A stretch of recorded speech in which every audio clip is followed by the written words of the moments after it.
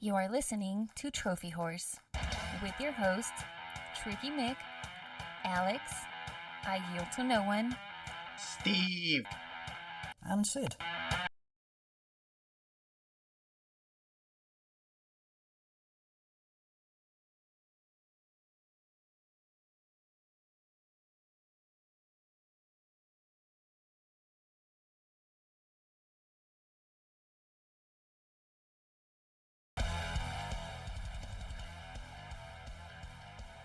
Hello, everybody, and welcome to Trophy Horrors. This is episode 578. I'm your host, Tricky Mick, alongside with me, the man, the myth, and the legend. It's Alex. Oh, I must have showed up for the wrong show because the agenda that I got said Platinum Pansies 578. Maybe I'll just take the night off. It's actually Platinum Panties 001. Not panties. You well, now I know I'm on the wrong show. What did I say? Panties? Yeah. Oh my totally lord! Oh, I meant pansy. Sorry. I've got a new name idea for the show. Oh, you guys know him. You guys love him. We could go too long without talking to him again. Jeff, how are you doing, sir? I'm doing really well. It's been a hot minute, hasn't it? Yeah. And just so you know, we left one topic off the last 2 weeks just so because we knew you were coming on. We knew you wanted to talk about it. Yeah. And he's becoming a fan favorite, and I love talking to him. Matt G, how you doing, sir? To be fair, that fan is my wife, and that's why I'm a favorite. So, I do appreciate being on 2 weeks in a row, though. Yeah. I just want to say for everybody, I've been missing a lot of weeks, and I'm sorry. So sorry about that. Work's been crazy, but I'm officially on vacation, but I'm not going to be here again next week. That don't mean nothing. You could get called in to work, and you know that. But I won't be here next week because I'm going to be in Canada with Sweet Mama D. So we're going up to Niagara. You're going to where all the wildfires are? I was going to say, what are you going to Canada for? Roast a marshmallow? Well, listen, Sweet Mama D has made the trip up to the border 3 times and got stopped at the border 3 times for various different reasons, whether it be Apparently COVID. It runs in the family. So I promised her that I take her up to Niagara Falls. So we got a hotel that overlooks the falls. We're going to dinner in, I think it's called the Skylon Tower, which is it's basically like a big ass tower, and the top rotates over the falls. Very nice. So, and then we're going to a music park, and then the thing she's most excited for is I'm taking her to the Hockey Hall of Fame. For anyone who's never visited Niagara Falls before, I mean, there's a U.S. side and a Canadian side. Both are beautiful, but the Canadian side is far more impressive. And that's the side we're going to be on. That's the side you want to be on. So I got one for you. We took my buddy up to Canada for his bachelor party. It was my cousin, my buddy, and my buddy's brother. And my buddy's brother thought it was hilarious that he packed Canada Dry in the back.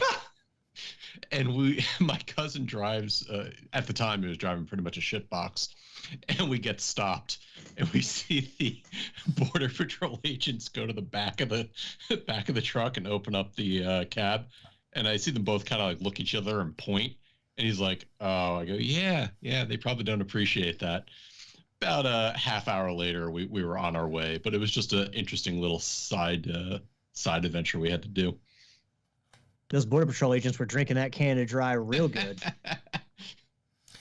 So how are you gentlemen doing? It's been a couple weeks since I've talked to all you guys. I mean, on the podcast, I've talked to you guys several times throughout. Nobody stepped up. Wow. I was going to say, everyone's like, other than the podcast, I'm not sure you have talked to me. Well, I've talked to you on Messenger. About the podcast. Didn't we talk about something else recently? I don't know. But I've been good. Had a little beach vacation up to Lake Michigan a couple of weeks ago. Gonna take off tomorrow morning, drive up to Grand Rapids, see some friends for the 4th. I'm all caught up at work. Yeah. Oh, I was talking to you about trying to hook me up with a 5070 next year. Oh, yeah. Those aren't coming out till 2025, man. Yeah. Don't take that as gospel. I actually read that on the internet. I have no insider knowledge. Yeah. Just for the record, so anybody knows, you no longer work for Volition. You now work for NVIDIA. So. Yes, I have not worked for Volition for a year and a half. and I've worked for NVIDIA for a year and a half. Yep. Yeah, I just want to make sure nobody like makes that distinction and goes, "Oh, he's giving his real insider information." Like he does work for the company. He's just clarifying he does not actually know. I have nothing to do with marketing or the creation of the video cards. I work on the Omniverse team, which is Omniverse is like a 3D engine, like Unreal Engine, but it's targeted more at manufacturing and big business than games. Okay. And Matt, how's your Tears of the Kingdom coming through? I mean, I'm sure you're shedding a lot of tears playing that game. Yes, it's a beautiful story, and I'm about 90 hours in, and I'm enjoying every freaking minute of it. I was talking about tears of sadness, not tears of joy. Yes, I know. It was a bad joke, and therefore I chose to ignore it. Don't they say that if you have to explain your joke that it's not that funny? I wasn't. Case in point. I wasn't explaining the joke. I was just saying, like, it's. You literally said the punchline of the joke. Well, no, I was clarifying. Never mind. You know what? I hate you all. Clarifying okay? is explaining.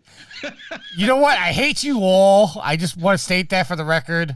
You invited us to this party, but I will say that this is the first time the four of us have been on a podcast together. So this is, I mean, we've all been on the podcast before, but the first time all this group has been together. So it's going to be a good show. Yeah. All right, let's get started and give you our updated trophy count. I am level 872, total trophies of 28,148 with 772 platinums. A couple of them we don't got to worry about, but I did wind up getting the platinum in Grid Legends. Alex? Congratulations on your platinum trophy, Tricky. Thank you, sir. I am level 481 with a total trophy count of 8,867 with a platinum count of 147. In 146 games, I got one new platinum since we last chatted here on the podcast. All right, we'll get into what we're playing. Yield is level 500, total trophies of 9,687 with 175 platinums. Sid is level 832 with 23,164 trophies and 718 platinums. Jeff, I see you edited right now. What are your trophies, sir? I don't own a PlayStation. I have no trophies, but as I was explaining before the show, I almost got a platinum. And we'll get into this when we talk about the games. In Dave the Diver, there's an Instagram-like app, and it rates your it rates your sushi restaurant. And I made it through gold, and I almost got platinum level. So when I get that, I believe it counts because it does say platinum. All right. And I don't believe Dave the Diver is actually available on PlayStation. So And- it's an extra special platinum. And reading off the agenda, not Patrick. What are your trophies, sir? I'm level 218, trophy count 1266, 0 platinums. V has pretty much had the PlayStation 5 to herself this week with the release of Final Fantasy 16, so her count will probably be changed the next time you have her on the show. Yay. At least somebody in the Granelli family is getting trophies. Too busy enjoying Tears of the Kingdom.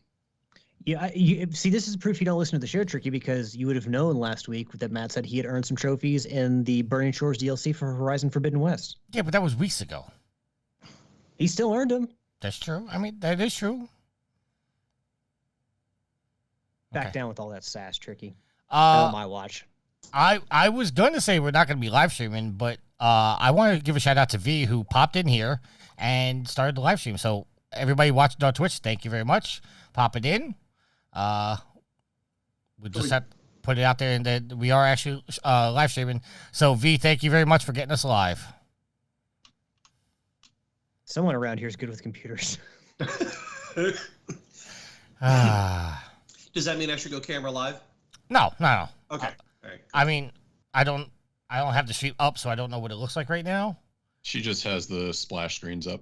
Okay. So when she's able to switch it over, then I think we all have like cover images, because I can't even turn my camera on anyway. So, oh no, I could turn mine on. Don't mess with the system. We don't want to screw something up. We got it going good.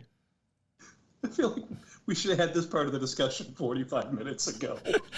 This thing is held together by duct tape. Let's not mess with it. My wonderful wife, who's doing an awesome job as the media manager, came back from taking care of some friends' animals since they're away, and got us up and running because she is a wonderful person and I love her. Yes, she actually sent me a message saying I'll be home soon. I said, don't worry about it. We're gonna start, and she did it anyway. So I love her for it. All right, what we're playing, Alex. We'll start with you, sir. What are you playing, and what'd you get your platinum in? So my platinum trophy was in The Medium, which I had been playing previously for a few weeks, and overall I like the game. But I love how the story gets more and more twisted as you go along. Like when you start the game, you have no idea what you're getting into, and then by the end, like the story and the setting is like, holy shit, what did I just play through? So yeah, overall I like it. I like the mechanics of the split screening the game between the material world and the spirit world to solve puzzles and explore the world. I do like the out of body experience mechanic, although I do think they don't use it enough to solve puzzles. I would like to see more of that. One of my biggest gripes though is that towards the third act of the game, when you get stuff really gets outlandish and you're getting towards the end, you play as another character, and these segments just kind of drag everything down. They slow everything down because you're not really puzzle solving. Like, it's progressing the story, but like they show you a long cutscene beforehand, and my guess is the only reason they had these sections in there is so you didn't watch like a 45-minute cutscene explaining some of the backstory. But you literally just move the story forward by moving this character forward and climbing things, and like there's just not a lot to do as far as gameplay, so it gets a little tedious and kind of just slows everything down to a crawl. But yeah, I mean, other than that, not many complaints. As a boss fight guy, I do wish that some of the boss fights in the game, quote boss fights, were actually more like boss fights instead of like, hey, follow these steps, press this button, and then you've defeated this creature, or the creature gets defeated in a cutscene. It's just, I wish it was a little bit more traditional game in that regard. But overall, The Medium, I know Matt didn't necessarily like it when he played it or couldn't get into it, got a little bored with it. But I would encourage anyone, especially if you got PlayStation Plus, it is an extra game. So if you're paying the subscription, you've got access to it for free for your subscription, I should say. So definitely give it a try. Especially if you like survival horror, because it is a survival horror game. So I should mention that. The other game I've been playing, and I've actually been enjoying, like, I enjoyed The Medium, but this game is a game that, like, they get a hold of one of those games and you don't want to stop playing. Like, you stay up in the wee hours of the morning to play it, or when you get home, it's like the first thing you want to do. I'm sure we've all had experiences like that with games recently. Matt, with Tears of the Kingdom. The game is called The Serpent Rogue. It's on, pretty much all PlayStation, Xbox, Windows. It's on Switch too. And the cool thing about this game is it's an indie roguelike, and it's developed by a company called Singy Games. And the cool thing about that is this company is based in Kiev, Ukraine. And they released this game in 2022, April 2022, which, if you know what's going on in the world, wow, that was during the early stages of the illegal invasion of Russia into Ukraine. So they were working in Kiev when people were worried about Russia taking, the capital city. They were working to finish this game. So the fact that they got it out is one, impressive, but the fact that it's as polished as it is, and I'm enjoying the hell out of it, is another entirely altogether. But so, yeah, I'm enjoying the game. Basically, you play as a warden, maybe something a little bit more you can picture in your mind as a plague doctor. And there's this blight, this corruption that's taken over the world, and it is your job to save the realm, get rid of the blight, get rid of the corruption. It focuses a lot on alchemy. So you're making potions, you're creating, you're cooking foods. You can create potions for buffs, like to, burn your enemies, to damage your enemies, to improve your health. You also can cook food to help you regain health. You can forge weapons, you can enhance weapons. So a lot of it is just item resource management, collecting stuff, building stuff, and there is combat to it. I don't want to use Souls-like because that seems like it's overused these days, but it is more difficult combat to where if you're carrying stuff in your backpack and you die, your ingredients are left there in the world that you then have to go. You lose everything, but you can go back and pick up your backpack in the world. You have to go actually pick all those items up again. If you die before you pick up the backpack again, you lose everything. But there are safe areas in the game and chests where you can put all your items into to keep them safe. So you don't have to carry everything with you all the time.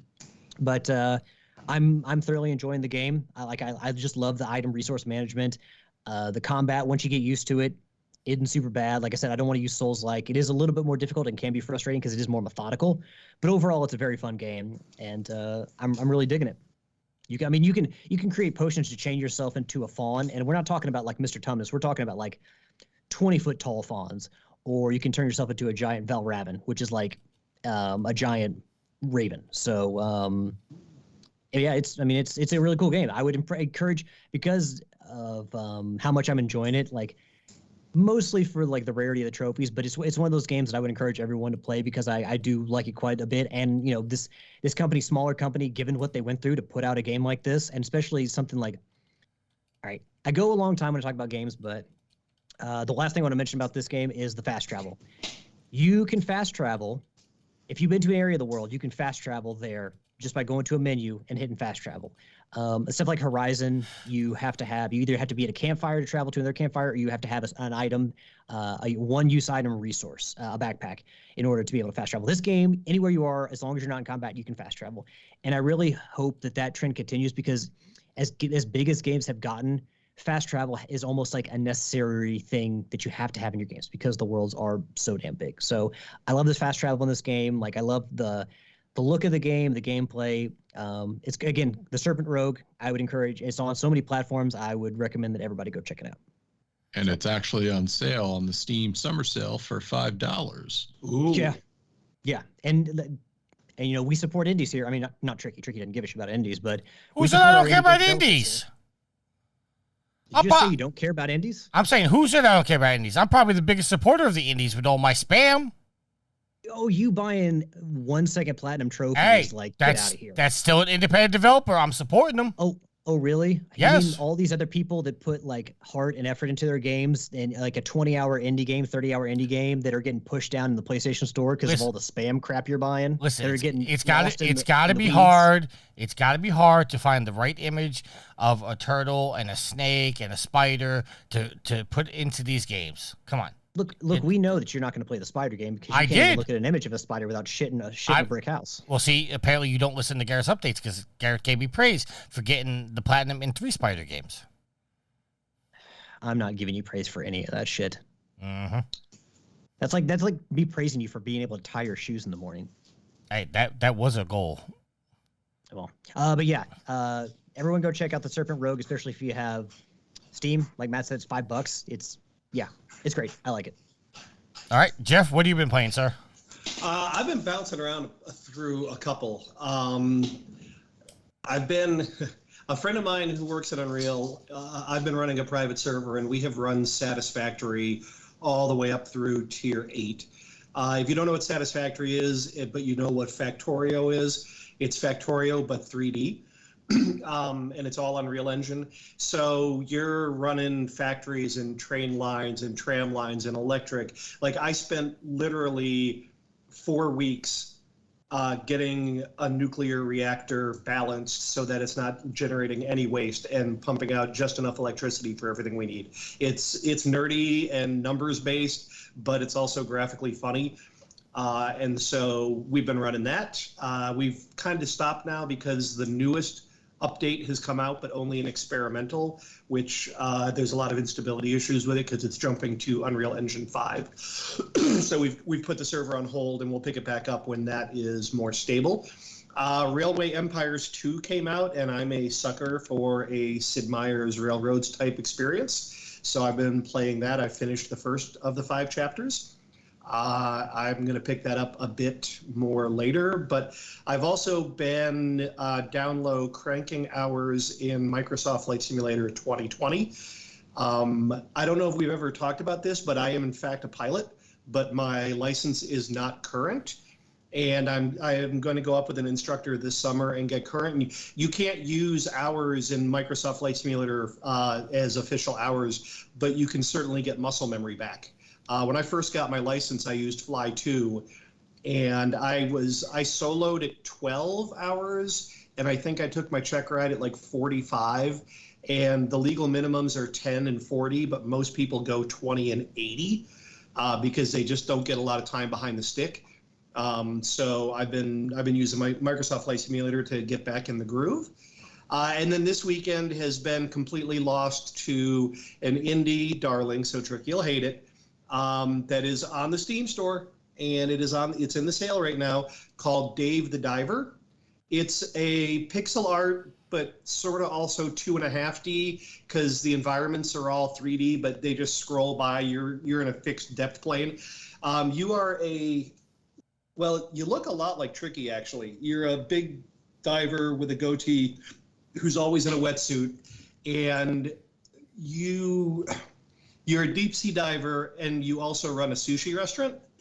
And so you're diving to get the food to put in the sushi restaurant, but then it completely goes off the rails because there's undersea mermaid people and a rhythm game and collecting, and the game is so earnest and fun, and you can tell the developers were just like, they took the original game loop, which was you're a deep sea diver who has a sushi restaurant. So we've got cooking game mechanics and we've got deep sea diving pixel art mechanics. And then they just put a ton of crap in there that doesn't necessarily make sense, but it's funny as hell. And then on top of that, I put this at the very end just a few minutes ago. A friend of mine, the old art director who's no longer at Volition, stopped by about 2 weeks ago and dropped off a 35-year-old Amiga 3000 with keyboard, mouse, and the original CRT monitor. And I am working on restoring that. It's got some problems. One is 90s Jason painted the whole thing black. So I've been working on stripping all the paint off of it. But as Amigas generally do, they had soldered on batteries to keep the clock going when you turn the computer off. And in the past 3 decades, that battery burst and leaked battery acid on a good portion of the motherboard. So I'm talking with people about who can actually repair it, because I am going to actually get a working Amiga computer in my life again. I haven't had one since college. And it's been kind of a fun endeavor to strip the paint off and make it like, I've got the mouse looking showroom new, and I'm working on the monitor this weekend, and I'm gonna make sure the keyboard's clean and the computer box itself, and then I'm gonna get all the internals fixed up, and then I'll have a classic computer. It'll be fun. All right. 2 questions, Jeff. One, that thing must be worth, if you can get it fixed up, worth quite a bit of money. But I'm assuming you're just doing it for a friend, so that your friend can use it again. Oh no, he gave it to me. It's mine. A working, pristine 3000 with the keyboard. For some reason, a lot of them don't have the keyboards anymore, which confuses me. But a working 3000 with the keyboard, the mouse, and the original CRT monitor, I've seen them as high as $3,000 on eBay. Damn. Yeah. But I want it. I want it, and I want to run it, and I want to have it, because my computer progression went a Commodore 64 till I was a freshman in college. Then I had an Amiga 500. And then for a while I had my 500, and my roommate had a bigger box Amiga with the video toaster in it. And we actually made a lot of money doing like videos for bars and business students, graduate students, that sort of thing. We're in college. Then my other roommate had a 3000. And then after college, when I was working at Kesmai, when they gave up on Amiga development, they gave me the Amiga 1200 and the Amiga 4000 that they had. So really, like, the 3000 is about the only one in the entire lineup I've never owned, and now I have one. And it's arguably the best looking of the Amiga computers. Like, the industrial design on the case is just outstanding. Awesome. Second question, the game, the Deep Sea Diver game you played. I'm assuming that you're... Dave the Diver. Dave the Diver. I'm assuming that Dave is diving for his sushi he's going to sell at his restaurant. Yes. But then you're also down there and you're talking to the mermaid people, and you're hunting for there's all sorts of quests. Like, there's this graduate student who you're finding things for her so that she can write her papers, but she's stabbing you in the back. And there's like the photography thing. So there's a guy from a magazine that wants you to take pictures. And the game loop is very, the game mechanic loop is very shallow. Like, you're diving, you're shooting, right? And if you're in the restaurant, you're serving patrons. You're not cooking like in Overcooked or a cooking game. It's more like Tapper, where you have to run to the sushi chef and get the dish and run it to the person that wants it before they get angry. And then the game day loop, it's like you can dive in the morning and you can dive in the afternoon, and then you run the sushi restaurant in the evening, and then the day starts over. So you can hop in like 30 minutes, do a day, and either decide to do another day or not, and go on with your life and come back later and do another day. It's just fun. It's this fun pixel art little indie game. I think it's outstanding. And I think that that's really becoming a more important factor we've seen in like a lot of games is that people just have busy lives and the amount of time they can just sit down every day and play is dwindling. So Yes. being able to sit down and play for a little bit, like you said, like a day, and being able to put a game down and feel like you've done something is, becoming more and more necessary. Yeah. Yep. I think that's why roguelites have become popular for people our age, because you could go and do a run, things like Dead Cells or Rogue Legacy 2. You can go in, do a run, feel accomplished for the day, and go about your night. Yeah. Yep.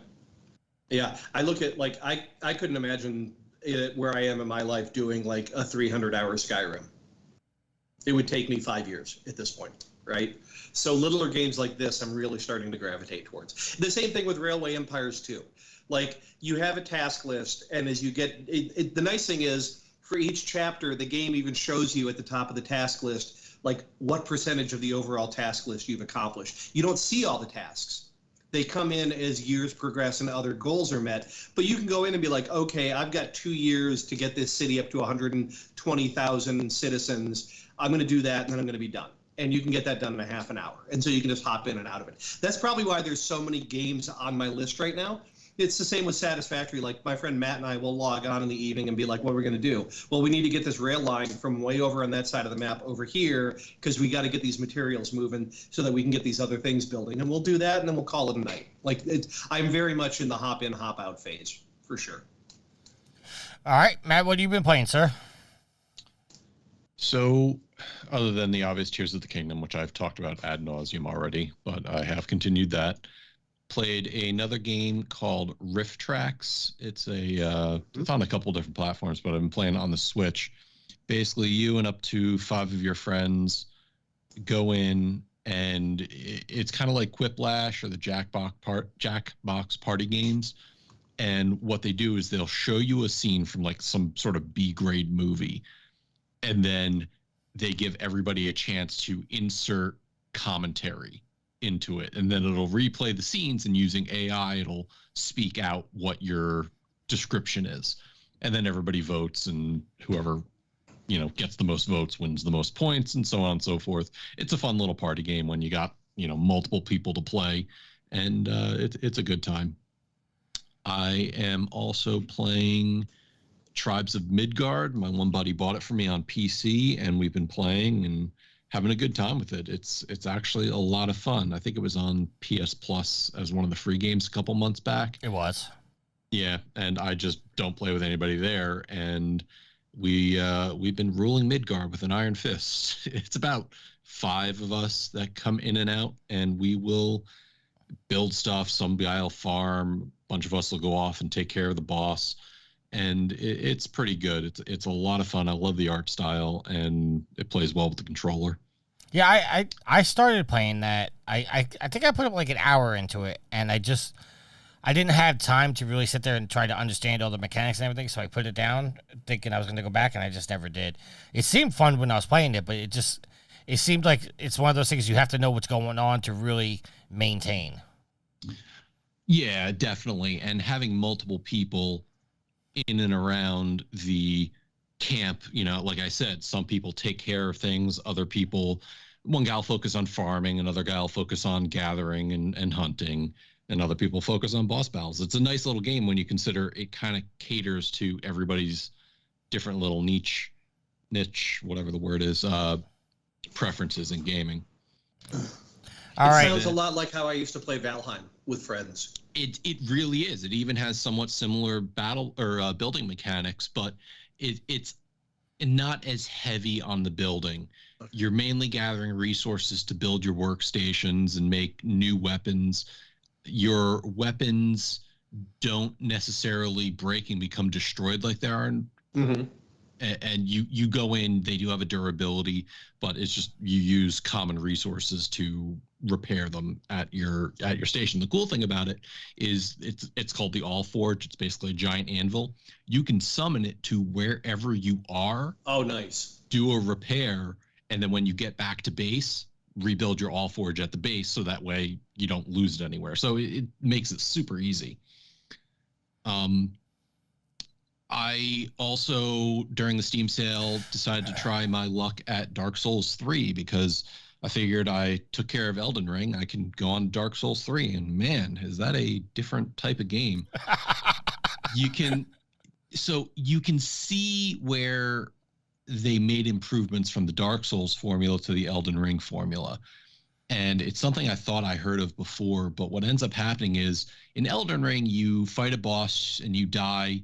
Usually they have like a stake right outside the boss's lair you can spawn at, or the site of grace is pretty close. Taking on my first boss, like the real boss in Dark Souls 3, every time I died, it's about a 2 to 3 minute run back to that boss's lair. And I was like, wow, this is pretty grindy, all things considered. You know, one mistake and suddenly now I'm set back a couple minutes.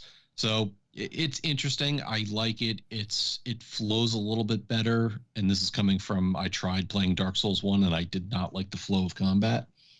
So ultimately, I am having a good time with it. I put, let's see, what does Steam say? About 3 hours into it. And I'm having a good time with it. I also have gone back. I mentioned last week I'm still playing Transformers Fall of Cybertron on my Steam Deck. Just love everything about that game. V will tell you I've been on a Transformers kick lately. I went and I saw the movie, and I've been watching all sorts of documentaries on Transformers from the G1 area till today. So I am fully vested in it. And finally, in preparation for next month, I'm going through and I'm just refreshing myself playing some Armored Core 3 because I cannot wait till Armored Core 6 comes out. All right. Is that next month? That is August, yes. Oh, okay. I can set some time aside. All right, so we have a question from the chat. I guess it's for, a statement from the chat. I guess it's for you, Jeff. Okay. The Bearded Dirt says, I love AARPGs for that reason. Diablo 4 has been my jam. I can go in and play 2 dungeons I need and then hop off and don't have to worry. You just said AARPGs, and I heard the American Association for Retired People Games. It's actually ARPG, sorry. Okay, yeah, I should probably join that group. Yeah, exactly. Shorter, and I was in the industry when it was like the edict was we must make 40-hour games. Simulators had died off. No one's buying flight simulators anymore. Point-and-click adventures were dying out, and so everyone's starting to do the first-person shooters and the other types of games. And everyone's like, the role-playing games. It's like we must make a 40-hour game. We must make if we don't have a 40-hour game, then we don't have a game. And it was such a bullshit sort of bellwether. And I'm glad to see that there's a lot of people that are moving away from that very quickly. Not that it's a recent move, but easier games with shorter cycles and even shorter games. I'd rather much play a very tight 6-hour game than a meandering AAA 60-hour RPG that was just padded out to 60 hours because. And there are too many of those. All right. Before we go on, Jeff, you're starting to get crackly again, just so you know. Okay. I don't know what to do about that. Nope. I'll give up vaping. Well, I'm smoking a cigarette right now. Yeah, I know you turned after Veronica said don't touch anything. I saw you turn your camera on. Well, I was turning my camera on because I thought she was going to do the live cameras, but I guess she decided not to touch anything else. She said not to touch anything. I didn't touch any. All You right. clicked the button to turn your camera on. All right. Let's go into our topics. Our first topic is coming from the PlayStation blog. The PlayStation Plus monthly games for July are Call of Duty Black Ops Cold War, Alan Wake Remastered, and Endlin Extinction is Forever. The Call of Duty is a cross-gen bundle, so you're going to get it for the 4 and the 5. Alan Wake is also for the 4 and the 5, and Endlin is also for the 4 and the 5. Obviously, I beat Alan Wake. I did not like it, so I could have waited and gotten it for free and still not liked it. Alex, I think you already have the platinum in Alan Wake. I do. I got it the first month it came out. It was my October game, my spooky season game a couple years ago, and yeah, I got through all the chapters, did all the things with the collectibles, and got my platinum trophy. Tricky, I would say that if there were things you did like about Alan Wake, maybe try the sequel because that'll be more Whereas that was just a remaster. This will be a game built from the ground up with modern tech. So maybe you might like that a little more. I don't know. Listen, I know that I gave Alan Wake, like, leading into it, I know that I gave it a lot of shit, and half of that was joking. But I legitimately did not enjoy my time playing that game. And the only reason I finished it was for Extra Life. But I legit did not like that game. And I know, I'm not going to say it's simple, but it's simple enough for me to go back and get the platinum now with a collectible guides and get all the thermoses and stuff like that. I have zero desire to do it. Matt, what do you think about Alan Wake? So after your and Levi's war back in the day, I went through and I played it. And, I don't think it's a horrible game as what you would lead people to believe. Okay. I also don't think it's game of the year contention that everybody else that's played it seems to have us believe. It's a fine game. It does what it's set to do. It's the thing I've been finding, and to bring up Jeff's point earlier, is as I'm playing games, I don't need a game that has 20 million mechanics. Give me a few mechanics, let me go do my thing. And Alan Wake has that. It has a couple different mechanics. It doesn't get too complicated. It's not super simple. And I play it through. It took me about 10 hours. That said, I'm not excited to go grab the remastered version and go play it again. All right. And Jeff? I understand where you're coming from, saying it's kind of simplistic and that it's not game of the year.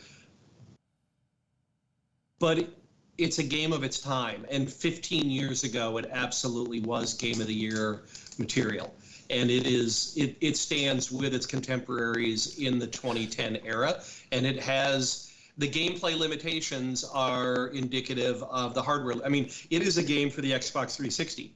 Right. It's right up there with, I was working on Saints Row 3 and Red Faction Guerrilla at the same time. Now, granted, Saints Row, those both kind of pushed the envelope. They gave up some things to accomplish some other things. But knowing what that hardware platform era was with the PlayStation 3 and the 360, that game fits. It is definitely, I can understand why the remaster maybe puts you off a little bit, because it's trying to take a 15-year-old game and slap a coat of paint on it and re-release it on a much more technologically advanced set of systems. So I would also agree with Alex's try the sequel in a few weeks, because I bet you it will be a game of this day, just like Alan Wake was a game of its day.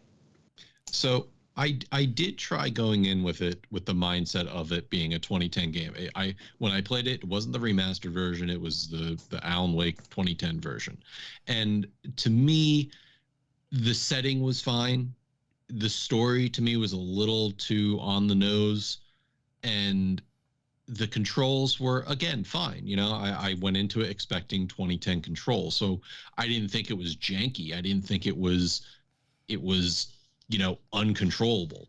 I went in, played it, got a grasp of the mechanics, but it just, to me, it was very repetitive. I could see the scares coming a mile away. I could figure out, okay, well, this is the order of operations I need to do when I attack. It wasn't super complicated, which, like I said, it was fine. And in 2010, when I'm back there playing, I can't even remember what 2010 games were like at this point, but I just wasn't floored by the story. It just didn't grab me the way I think it grabbed other people. And that's not to say it's a bad game. I'm not out there being like, oh, it's horrible, nobody should play it. But even considering what else I was playing around the time, I'm not surprised it didn't grab me back then. It didn't grab me now. But it's by no means a bad game. Obviously, there's a following for it. Obviously, it's getting a sequel. And I think, they can do a lot. It's just seeing how far they've come, and especially after Control, it'll be interesting to see what Alan Wake 2 does. Yes, I will give you that. And there's a lot that came out even not that long after Alan Wake hit, because it was only 4 years between Alan Wake and Alien Isolation. And in terms of, jump scare play late at night and make yourself scream into the void. Alien Isolation is like, it's not even in the same league as Alan Wake. Alan Wake is completely bush league compared to that stuff.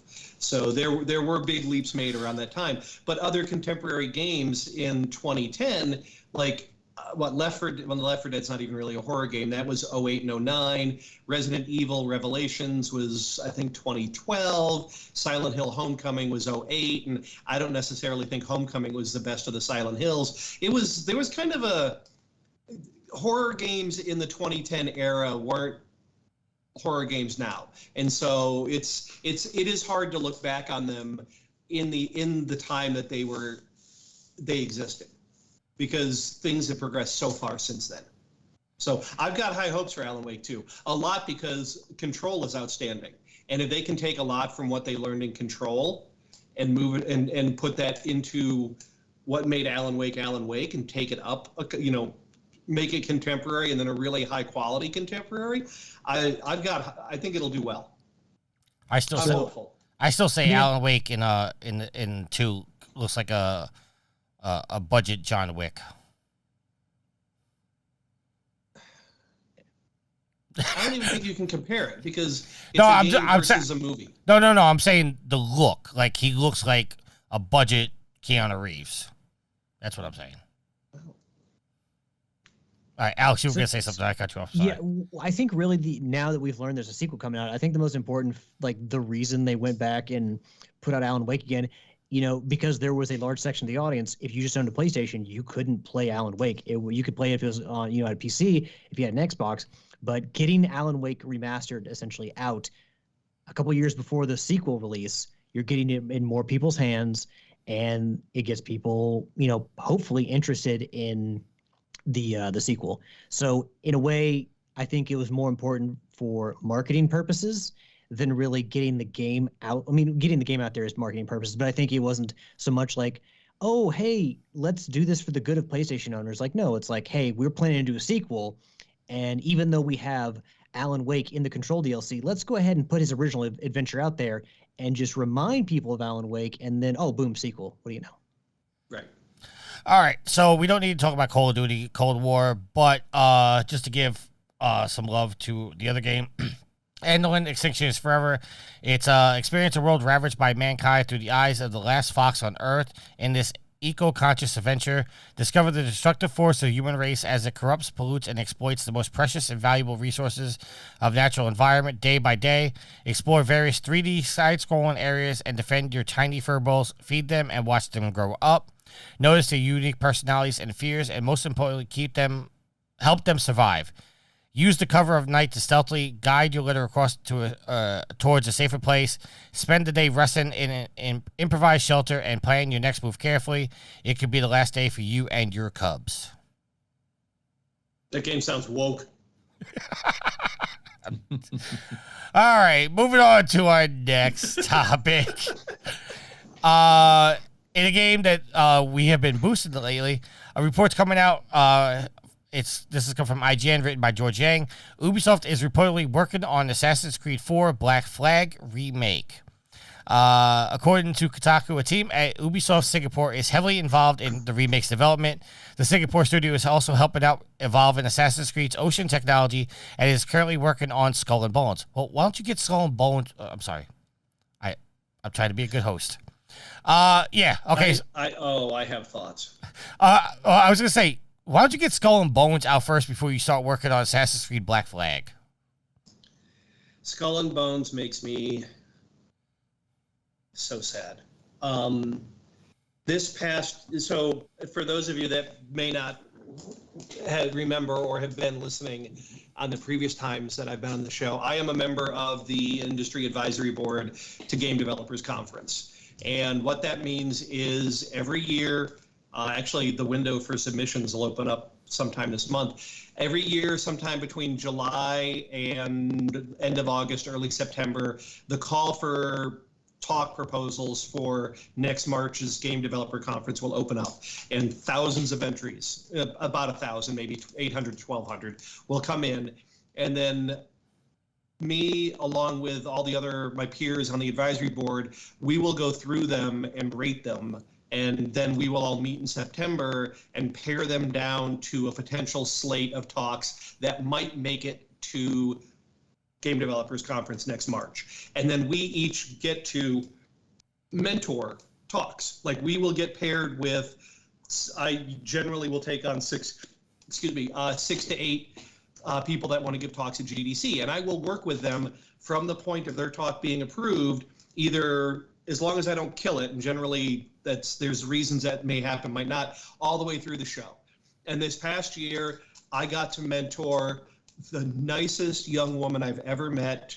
I'll only give her first name. She works at Ubi Singapore on Skull and Bones. Her name is Jewel. She's a technical artist. And we had concerns because of the number of extensions that game had, because generally if the game doesn't come out before GDC, what are you going to talk about, right? Because people want to have experienced the product before they hear about it. And everything looked good, and we approved all their talks, and we got mentored up, and then Ubi announced yet another delay. And there was a lot of back and forth of, do we want to keep the talks? Do we want to kick the talks? Do we want to park the talks and take them in 2024? And we decided to go forward with it because Ubi thought everything would be fine. And this woman had never spoken at a conference before, and Jewel is the most natural I've ever had the chance to mentor. And her talk was outstanding, and she deals with ship customization in Skull and Bones, and the stuff that she showed was mind-blowing. And even I got to see the talk for the 6 months before she gave it as it progressed. So I knew what she was going to talk about. I had it all in my head. And then when she put it all up on screen with the demos of how the tools worked on the ships to make the different ships and the sails and the rigging, and it's just like jaw hit the floor level of stuff. And her level of knowledge and skill with that engine was so good that her final slide, which is sort of like her credit slide, it's just a silhouette of a ship in a sunsetty type of background, and the ship is shooting off fireworks that are making hearts in the sky she did this all in Unreal Engine or whatever engine I think it's Unreal. Like, her knowledge base on how Skull and Bones technology works and what she can do with it to make these ships is outstanding. And that game, I just don't know that it's ever going to see the light of day. And it hurt me to the core when I read that now Ubisoft is like, we're gonna go back and remaster the game on which Skull and Bones splintered off of. And does that mean Black Flag is going to come out before Skull and Bones does? Like, there's only a certain amount of resources at Ubisoft Singapore. They can't, like, if they're doing one thing, then either they're trying to share technology between two teams, and I've been there, and that doesn't work great, or they're retasking people from one team onto the other team, or this may just be a gigantic rumor and it may not exist, which is what I hope. I love Black Flag, but I'll tell you, the parts of Black Flag I loved were all the sailing parts. Yes. Right? And so I want to see Skull and Bones hit. I mean, and you all know that I'm a huge Sea of Thieves fan. I'm getting back into Sea of Thieves this summer because of the big Monkey Island tie-in, but I want to see another pirate game. And I want to see Skull and Bones because I want to see all the work that Jewel and her friends and colleagues have put into it. And just because of all of the issues that they faced, this game's had a half dozen major delays now. It's been in production for, I mean, we're hitting Star Citizen levels of time on this thing now. And it's just unfortunate. Another paragraph from the article says, in an internal email viewed by Kotaku, the Singapore studio is reportedly forcing its developers to work on Skull and Bones in person at the office rather than remotely. While the studio is seemingly providing breakfast and dinner, it looks like the move to pressure its developers to work longer hours in order to ship the closed beta that's now due in late August. I hope. I really do hope.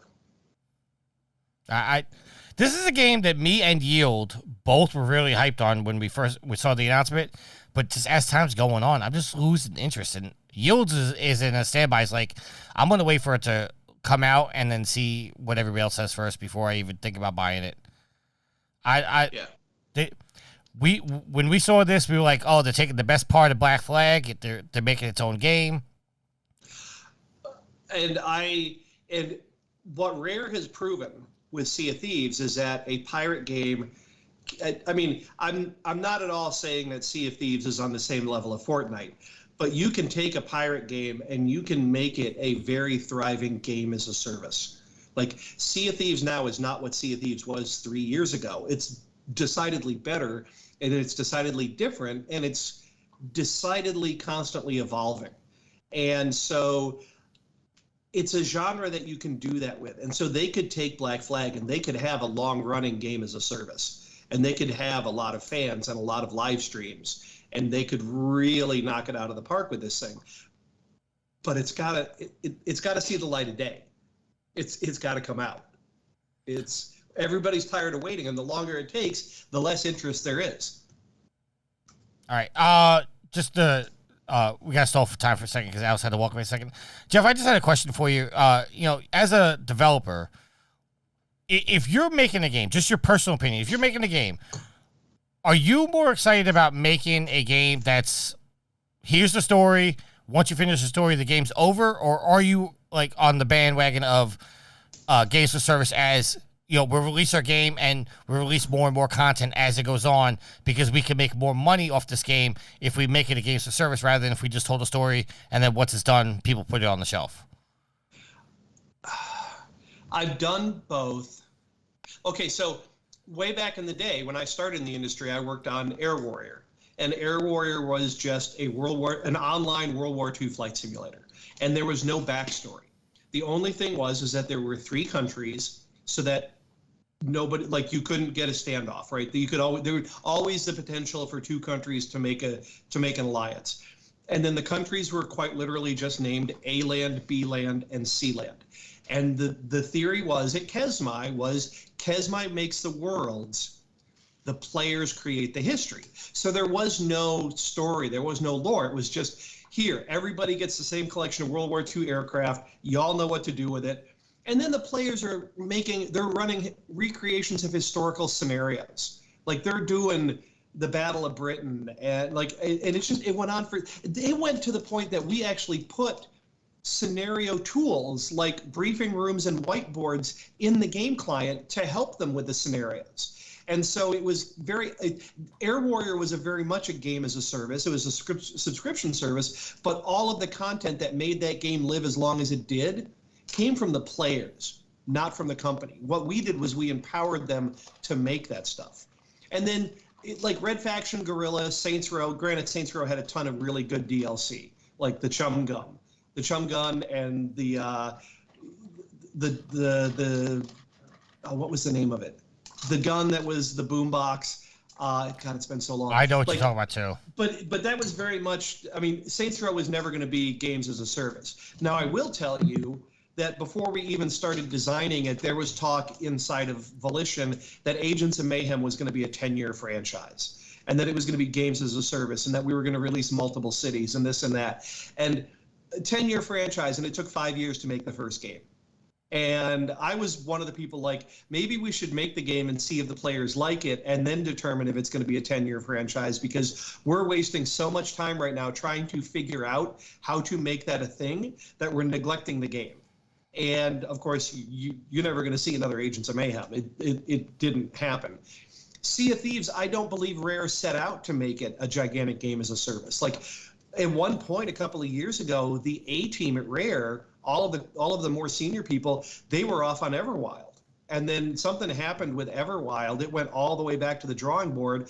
And so Rare realized that Sea of Thieves was it for a while. And so they moved the A team back to Sea of Thieves. And then we got things like the Pirates of the Caribbean tie-in and the Tall Tales and the Fort of the Damned and now the Monkey Island tie-in. Like it was not the original goal for Sea of Thieves to be this.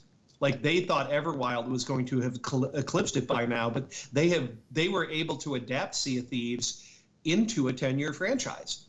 And so I would love to work on that game. But I also, to get back to your original question, I don't know that you can set out to be, this game is going to be a game as a service and it's going to have this A, B, C, D, and E, and we are going to release them on this calendar schedule, because Fortnite was never planned to be this. I mean, Fortnite was originally like a tower defense game. Right. And it failed, and so they tried to do. And the original version of Fortnite was just a rip of PUBG, and all it did was PUBG. And then somebody at Epic was like, we could start to take this other ways. And so they didn't have a big plan in place. They're flying by the seat of their pants on that stuff. So I don't know.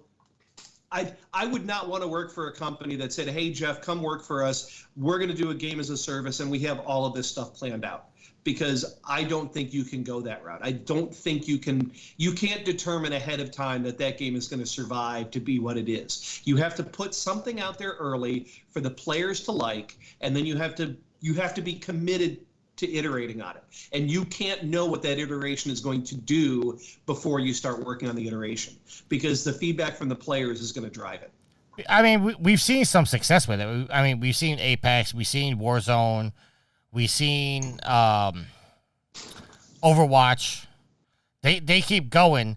Now you're right, and if I remember correctly, I wouldn't say Overwatch is a success. The feedback on Overwatch 2 is not great, and here's the problem: Overwatch turned out to not be games as a service. They had to make a sequel. Yeah, but I thought the sequel was because they were going to put a single player campaign that they ultimately scrapped. So that meant that they did selling to you, right? But there hasn't been a Sea of Thieves 2, right? Sea of Thieves, you don't buy another Fortnite every year like you do a Call of Duty, and then Warzone gets updated. It's a different animal by far. I mean, it's not an MMO. I mean, and one that failed was Anthem. Anthem failed right off the start. Anthem failed horribly. Well, because EA just wanted to very quickly, as EA generally tends to do, they just want to capitalize on what other people have done. Right. Like they were trying to put Battle Royale into everything they were doing for a while. Yeah, that's never going to work. No, I mean, did Epic even got sued by PUBG for what they did, because not only did, if I remember correctly, and please correct me if I'm wrong, but I think they stole PUBG's engine, or PUBG was using the Unreal Engine. PUBG, well, yes. And then Fortnite took that and made it more of a success. Well, except that, I mean, they didn't take PUBG's engine because Fortnite is from Epic. The real winner in all of that, though, is Tencent, because Tencent owns a major portion of Epic, and they own PUBG. And so they're making money off of PUBG. They're making money off the engine license to PUBG. Then they're making money off of Epic and Fortnite. And so they're sitting real high on the hog there. All right, so some comment from the chat. Saber says the best Saints Row was Saints Row 2. And then I guess what we're saying, from what we're saying now, he says you missed the point where they were trying to take what they did from Mass Effect multiplayer onto a whole new game. I guess that was Andromeda. I didn't play Andromeda. I don't know. All right. I would argue that 2 was a good game, and I understand why a lot of people like 2, but 3 was where Volition finally decided to embrace everybody knew that the next GTA was still going to be more serious, more movie oriented. And so Saints Row 3 was where Volition just threw their hands in the air and basically said, fuck it. And the design ethos on that game was, convince me why I shouldn't. Like, every idea was considered, and most of them made it in the game. I mean, and the argument of why you shouldn't do something is a lot harder to make than why you should. And so there's a lot of crazy crap in that game just because we wanted to. And granted, Saints Row 3 is better than 2 because 3 is the first Saints Row I worked on. All right, so moving on to our next thing. Coming from IGN, written by Ryan Dinsdale. MultiVersus has officially shut down. MultiVersus has officially shut down until early 2024, and players have taken to social media to share their mixed feelings over its hiatus. While the game was perceived by many to be a full release already due to its battle pass and other microtransactions, DLC characters, and so on, Warner Brothers Games announced in March that it would close down as of June 25th. Now the day has been and gone. Players have shared their conflicted feelings online, with most appearing slightly sad that they can't play their favorite game for the best part of a year. Quote, well, ladies and gentlemen, the open beta is officially over. I'll be looking forward to its full release of MultiVersus next year, end quote. Another person said, quote, it's a pleasure to play this game and look very much forward to what this game can become next year. Hopefully, when it launches, it's packed full of new content and the community becomes comprised of more actual players engaging online rather than vice versa, end quote. Alex, I'm going to go to you first. I know you don't have much, if any, experience in MultiVersus, but is it weird that they basically launched this game, gave a battle pass, and called it a beta, and now they're shutting it down for, 6 to 12 months? He may still be in the potty break. Oh, I saw him lighting back up. All right, so we'll go to you, Matt. What do you think? So the conflicted part, I think, is related to the fact that they're selling a battle pass during an open beta. And, Jeff may feel differently than I do. But if you're doing an open beta where progress can get reset and there's potential to lose things that you have earned, as a consumer, selling a battle pass to me is a no-go. Oh, yeah. No, that's rude as F. And thank you. And that said, anybody who's confused to say that they thought it was the full release is clearly not reading the fine print, because it's only ever been advertised as an open beta.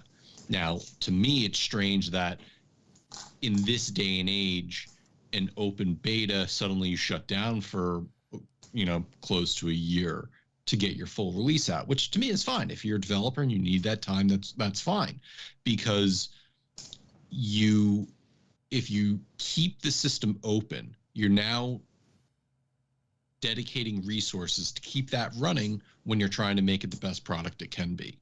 And we're used to, I think, spoiled, I would say, is that a lot of developers make open betas that when they shut down, the game is releasing in a few weeks, maybe a month. And now people are being, they're given this news that, oh, well, now you're going to be not playing this game for a while. And that's fine. As I said, if the developer needs time to do it, they need time to do it. I think it's dev suicide to be waiting that long to get this game out the door, because all of this, everything you've built to this point, you are now going to lose a lot of interest. You've burned goodwill, so there's going to be some people who don't come back to your game, and then you're going to have to hope to make up that lost engagement when you come back nearly a year later. Well, Matt, I'll ask you this. What do you think would be better, if they kept the game live as they were doing the improvements, or shutting it down and then coming back? This way, during the time that they're making improvements, the gamers aren't suffering, where they go, okay, this game was good, they've made their improvements, and it's going to be better when it comes back? Or would you rather your gamers suffer through that to the point where they are officially ready for release? I'm all for the dev shutting it down. You need the time, you need the dedicated resources. That's fine to me. I think the time period that they're trying to do is what's going to hurt the engagement in the end. You're going to have a lot of people drop off just because, A, they're annoyed that it's going to take you so long, and B, there's going to be people who legitimately forget about the game. They're not going to be engaged 9 months later. And I think if you were going to do it and you needed those resources, a better project management plan to figure out how you can shorten the time between closing your beta and getting your full release out the door. But that's just me as an outsider perspective. Jeff, I think, will have a lot more to say on that. All right, Jeff, what's yours? If you have to take a year after open beta, and people are hoping that the game's going to be great because you're going to pump a bunch of more content into it, then this wasn't a beta, because beta is bug fixing, and the second you add more content, you're not in beta, you're still in alpha. Beta is content complete, and we're only fixing the problems. Selling a battle pass on this, slimy as all get out, because you had the people that knew it was a beta, and then you had those that didn't, and so they thought they were getting something. why not do this like early access? I was talking earlier about Satisfactory. Satisfactory's been out for 2-3 years now, but the devs are constantly iterating on it and releasing new versions. You know, everybody paid their $30 a couple of years ago, and they knew it was early access, and they keep getting new tiers and new content, and the game keeps going. And there's an experimental branch, and there's the early access branch. And if you really want to be bleeding edge, you go experimental.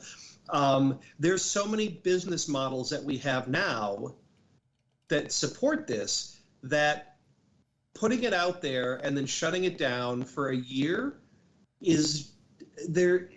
It's not necessary at this point in time. This is exactly the same discussion we were having right before this topic. They want this to be a live service game. Well, if you can't update your live service game while it's running, then you don't have a live service game. There's a problem in your design that you need to address. And see, and Matt said something that, you know, like if you didn't know this was a beta, I honestly thought it was early access because they were selling access to it. Like they were selling, right. They were selling like the same thing they did with Fortnite before, you know, before it was a battle royale. They were selling early access to it to say, hey, listen, you pay us $50. Not only do you get access, but you get all these extra things. Right. And they were selling 2-3 levels of that. So I thought it was early access as well. And to go back to Satisfactory, Coffee Stain, the time between the last update and this new one, which is the jump to Unreal 5, has been a very, very long time. They haven't done a lot, and their community manager's been out there like, we'll get a hot fix for that, but we're not going to fix that sort of thing. That'll be in the next update. And the new Satisfactory that you download is 100% a different game. It's on a different engine. It has new mechanics. It has new content in it. It loads the old save games, and it is still Satisfactory. So if you're going to charge people to get into the open beta of MultiVersus, then why don't you just let it run while you work on the next release? The fact that they're, quote, shutting it down, I would put even odds on it never sees the light of day again. That they're backing away from it, and this is sort of their cover story of why they're turning it off. I mean, it's not as bad as Amazon games literally unpublishing games after they've come out. But the fact that they're not going to let the current beta run while they're working on the next version that they would have people download makes me think that there's a problem that's deeper than technological on the thing. And that's kind of where I was trying to get at, that if you need dedicated resources that you have to shut it down, there's a project mismanagement issue at that office that needs to be addressed. Yeah. I will be pleasantly surprised if that game actually comes back in 2024. All right. I do have an updated comment for you, Jeff. Saber, who said that he thought Saints Row 2 was the best, he went on to say, I just believe 2 is the best in the bunch. It was the last one that tried to be realistic and taking GTA. Saints Row 3 is really good. I just love being able to be a cop and put all the trash all over the neighborhoods. Okay, that's fine. That's fine. And I get that, and I totally understand. Following on GTA 3 was not a sustainable business model. When we saw that 3 could just be over-the-top bizarre and funny, then we realized that we could coexist with GTA. And that's when the comparisons between the two really started to stop, which was a good thing for Volition. Because and let's be honest, Saints Row 1 was, let's look at GTA and then learn how to do open world. You're not going to learn how to do open world by making your own genre. You're going to stand on the shoulders of the people that came before you. And so, yes, Saints Row 1 and 2 are very much GTA 3, but then we learned everything we needed to, and we wanted to stop being compared to them because you're never going to get over that comparison. And so we just swung for the fences with 3, and it was a different direction for sure. But I think it accomplished everything we set out to do with it. And I'm glad people still, I mean, the number of people that love 2 and the number of people that love Free Space, like Volition has some hardcore damn fans for a lot of the games. There's a group of students, I think it was in Germany, they re-released Descent with ray tracing 30 years after Descent was released. And, that's dedication. And I'm all here for that. Right. I'll send you the link. I love the fan base, right? And it's great. And I love that people love 2. 2's a good game. It didn't resonate with me as much as 3 did. That's my opinion. And everyone's allowed to have their opinions. All right. Alex, do you have anything comments you want to make about MultiVersus before we move on? No, I mean, it just seemed with like an ill-fated game after they said that they were going to be shutting it down. And I mean, going up against, you had the Nickelodeon Brawler, which I think I saw, reports that there's a sequel confirmed, or at least there was information that confirmed a sequel. And you got Super Smash Brothers. I mean, getting into, that market, Smash Brothers has life. It has legs. And obviously, Nickelodeon All-Stars Brawl sold well enough to warrant a sequel. At least that's what we think is going to happen. MultiVersus is just another one on top of the pile. And again, it had just some ridiculous matchups in there. Batman versus Norville Rogers for the uninitiated, Shaggy from Scooby-Doo. But I love that style of game, and even I couldn't get behind that game. But the fact that it seemed like they were just kind of like quitting on the game so early.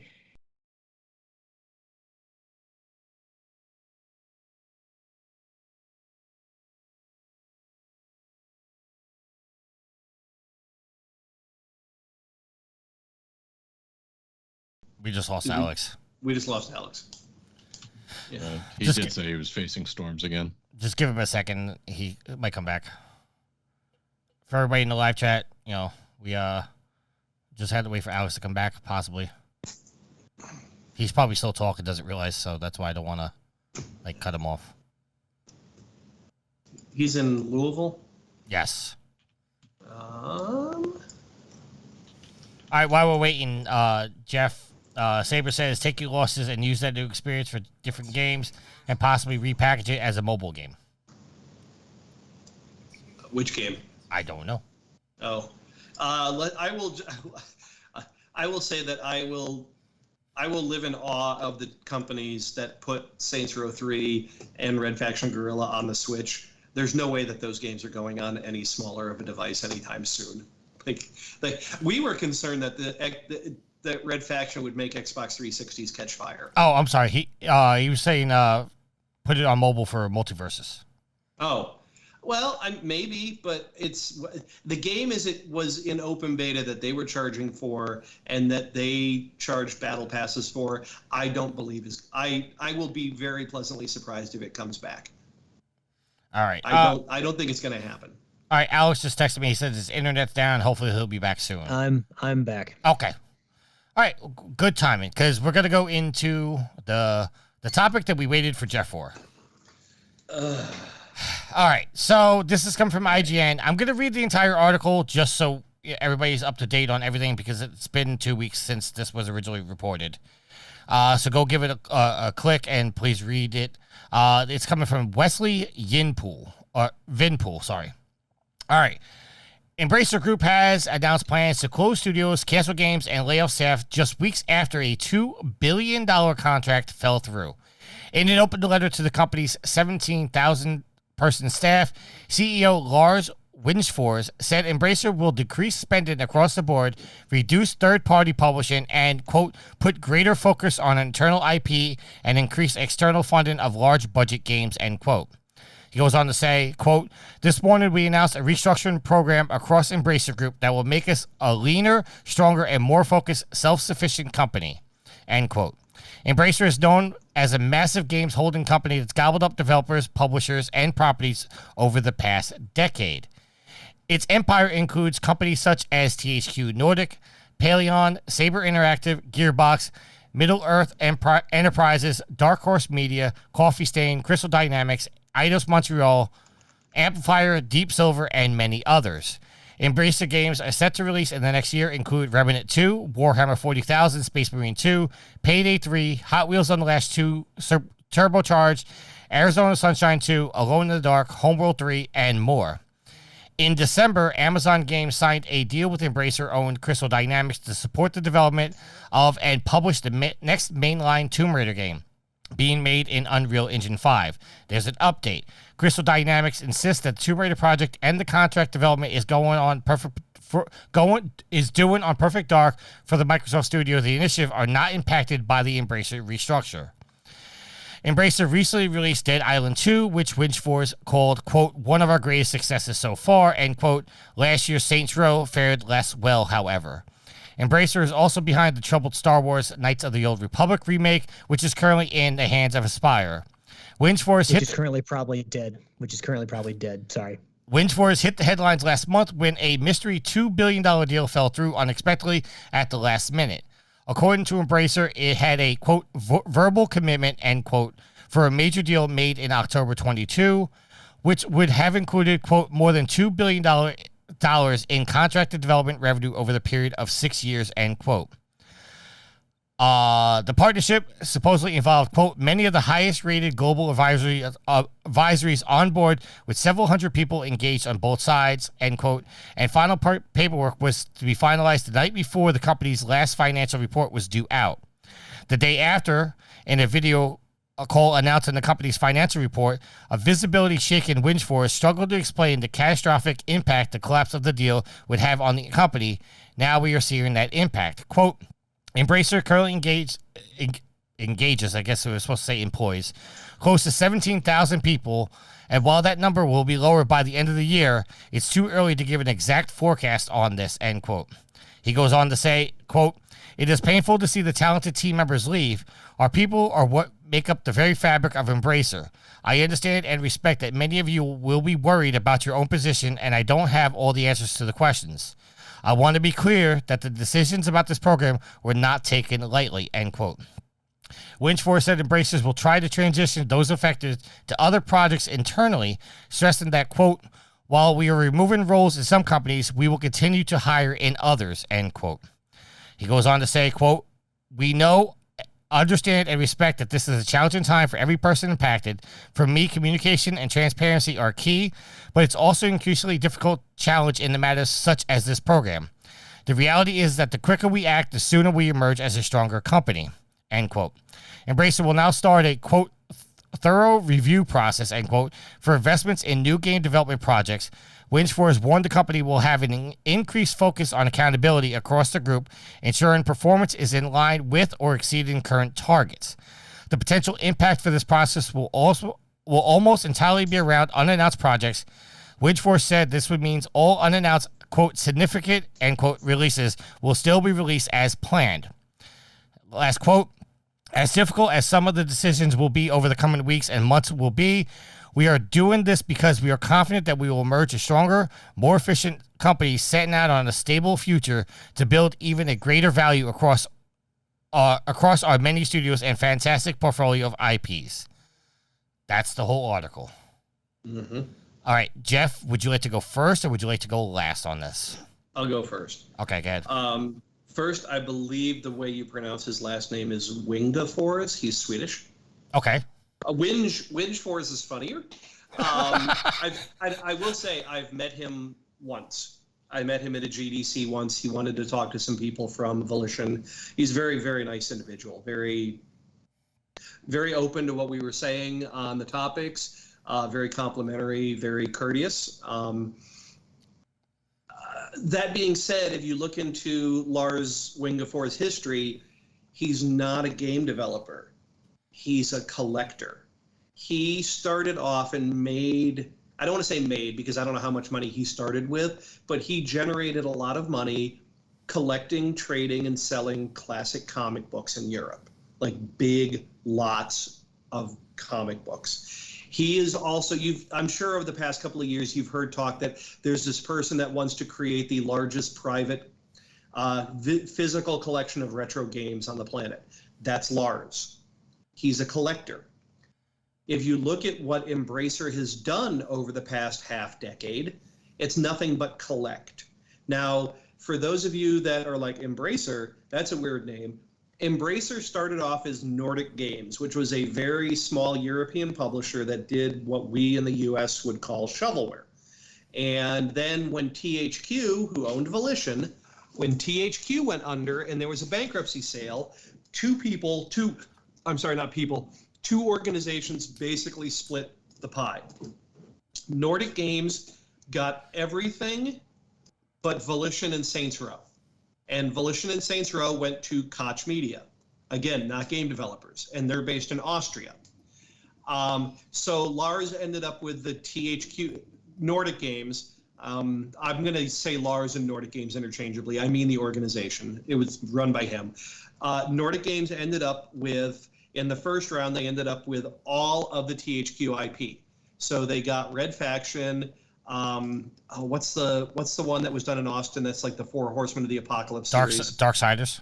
They got Darksiders. They got all the THQ. I don't think they got like a lot of the Nickelodeon games because a lot of one of the reasons that THQ went under was all those licensed games weren't going anywhere. But they got the big parts. They actually bought the name THQ in a second round of acquisitions and then renamed Nordic Games to THQ Nordic.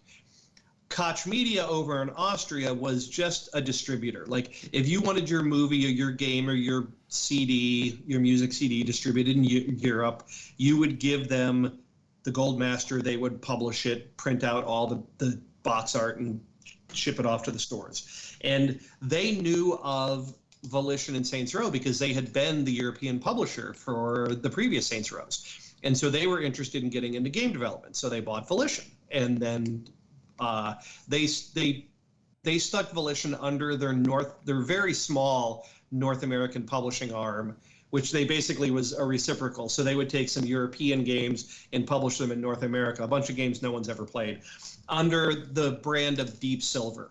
And that publishing name has never gone anywhere in the US. And so the situation now is Nordic Games finished their acquisition of everything THQ. Embracer finished the acquisition by buying Koch Media, therefore getting Volition and the Saints Row IP.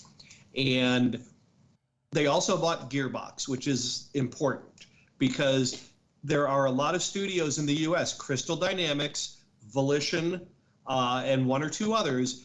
They don't answer to THQ Nordic directly. They answer to Gearbox. Gearbox is being positioned as the North American publishing arm of THQ Nordic, which if I said to any gamer, what name do you recognize more, Gearbox or Deep Silver, everyone's going to go Gearbox. So in terms of making that a publishing arm, that's a great name. Can I cut you off for 1 second? Sure. Because I thought Gearbox was under 2K. Nope. They published under 2K. They were not owned by 2K. They were independent. Okay, sorry. Right. And Gearbox just recently bought a co-development studio in Florida called Lost Boys, who did most of that Tiny Tina Wonderlands game that just came out 6 months ago. And a lot of people from Volition ended up at Lost Boys, and that'll come back around here in a few minutes. Lars is a collector. If you look at everything he's done, he's collected. He went from collecting comics to collecting game developers and collecting publishers and collecting intellectual property. I could ask I'm going to do it. Tricky, Alex, anybody in the chat, name one original IP game that you know of that came from THQ Nordic. Original IP. I mean, my first thought was the wrestling games in the old school, but that's not an new IP. That came from THQ. That was part of the THQ acquisition. THQ had all those wrestling games. You can't say Dead Island because Dead Island came from Koch Media. Like, there is no original IP in any of that. Yes, he has Deus Ex. He's got Crystal Dynamics, so he's got Deus Ex. He's got Volition, so Nordic has Saints Row and Red Faction, and they've got Gearbox, so they've got Borderlands. Like on and on and on. We know of all of these IPs. None of them are top shelf IPs anymore, right? And so he's collected all of this crap, and nothing was ever. I shouldn't say crap. He's collected this body of things. Nothing was ever done to streamline any of the operations. Like, Volition, but through Deep Silver, was still going to Koch for accounting for whatever reason. And like Gearbox is doing their thing. Like there'd never been any layoffs across the org to even streamline like back office stuff like accounting and HR and taxes or any of that, right? Everything was being run as a silo because he bought his object, he put it on a shelf. He bought an object, he put it on a shelf, on and down the line. And then whatever this $2 billion deal was, it says contractual. I heard there was no paper. It was like a handshake and a wink nod thing. At $1.5 to $2 billion, I'm guessing, this is my conjecture, Netflix or Amazon. And it fell through. and they had no, it fell through, which means they have no recourse, which again leads me to believe there was no paperwork. Because how do you go into a $2 billion deal and not have some sort of exit clause for early termination? And that happened the day before their quarterly earnings call, and their stock fell 40% in a day, like off a cliff bad a few months ago. And so now the collector has to figure out what to do. And the only thing he can do is jettison parts of his collection. And there is another quote from another article, and you didn't say it, but so they had this really bad earnings call, and then the stock fell off a cliff, and then about a week later they come out with this plan, which is we are going to have to jettison all these people, which way to kill morale in one sentence. You don't pre-announce your layoffs for just this reason. But this other guy said that they are going to cancel in-process projects, and they are going to retarget teams to exploit their Lord of the Rings intellectual property. Yeah, I do remember seeing that. Who wants another Lord of the Rings game right now? Not me. Anybody? And I don't even know what part of the Lord of the Rings IP they got, because, Amazon just had that Lord of the Rings show that was super expensive and didn't do well. That's an appendix from one of the Lord of the Rings 3 books. Like, the family of Tolkien has only ever licensed out The Hobbit and The Lord of the Rings. They've never done anything before The Hobbit. They've never done anything after The Lord of the Rings. So the window, the IP, whatever you're paying a lot of money to get a slice of, is increasingly small. We just saw a Gollum platformer come out and fall flat on its face because somebody thought that making a whole game about a weird little dude that nobody likes in the movies would be a good idea. So I don't even know what Nordic has in terms of Lord of the Rings, and they're now going to bet the farm on it. Then they're going to bet the farm on it to the detriment of other games that are already in progress. And I know you said that this has nothing to do with the assembly and Perfect Dark. And I can tell you from in the trenches, none of that matters because Perfect Dark is not going anywhere. It's not progressing. There's no game in that game from everything I've heard from this side of the fence. It's just not going to happen. I don't understand how you can flub that, but it's been flubbed. Hey, Jeff, real quick, I just want to stop you. The Gollum developers, they've announced that they've canceled their next game, and they're not even going to make games anymore. They're going to do something completely else. Yeah, and I feel bad for those devs because it wasn't their choice to make that Gollum game, and they did the best they could with what they were given. And so that's, again, the people making the decisions keep their jobs, and the people implementing the decisions don't.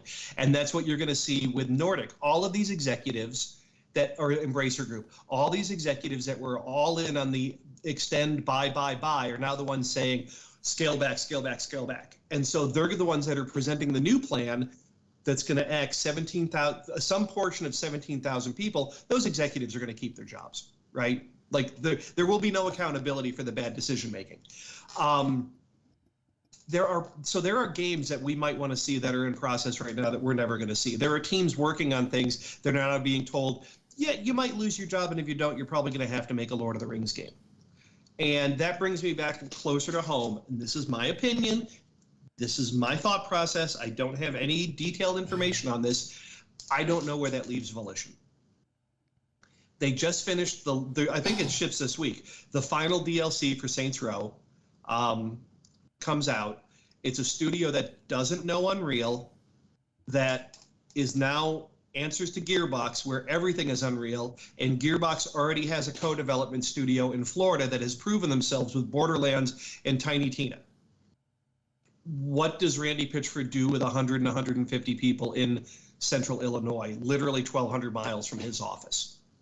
And when Embracer gave Volition to answer to him, they didn't give him the Saints Row IP. Embracer kept the Saints Row IP in part, that I've heard. So what does he do now? And again, this is all second, third-hand knowledge. But if that's the case, what does he do with Volition? And I'm very scared for my friends. Because a gigantic acquisition plan was based on a nod and a handshake $2 billion deal, and it all came crumbling down. And now a bunch of people that just want to make games for a living are going to get screwed. All right, Matt, I don't know if you have any questions or comments. I'm not going to put anything more succinctly than what Jeff did. I will just highlight 2 points from the article that I want to bring up. And first and foremost, like Jeff just said, the quote is that the agreement was made based off of a verbal agreement. And frankly, that is not good enough to be making the acquisitions that they were going through with the intent on following through on projects they had in place. And this just goes back to my earlier comment about the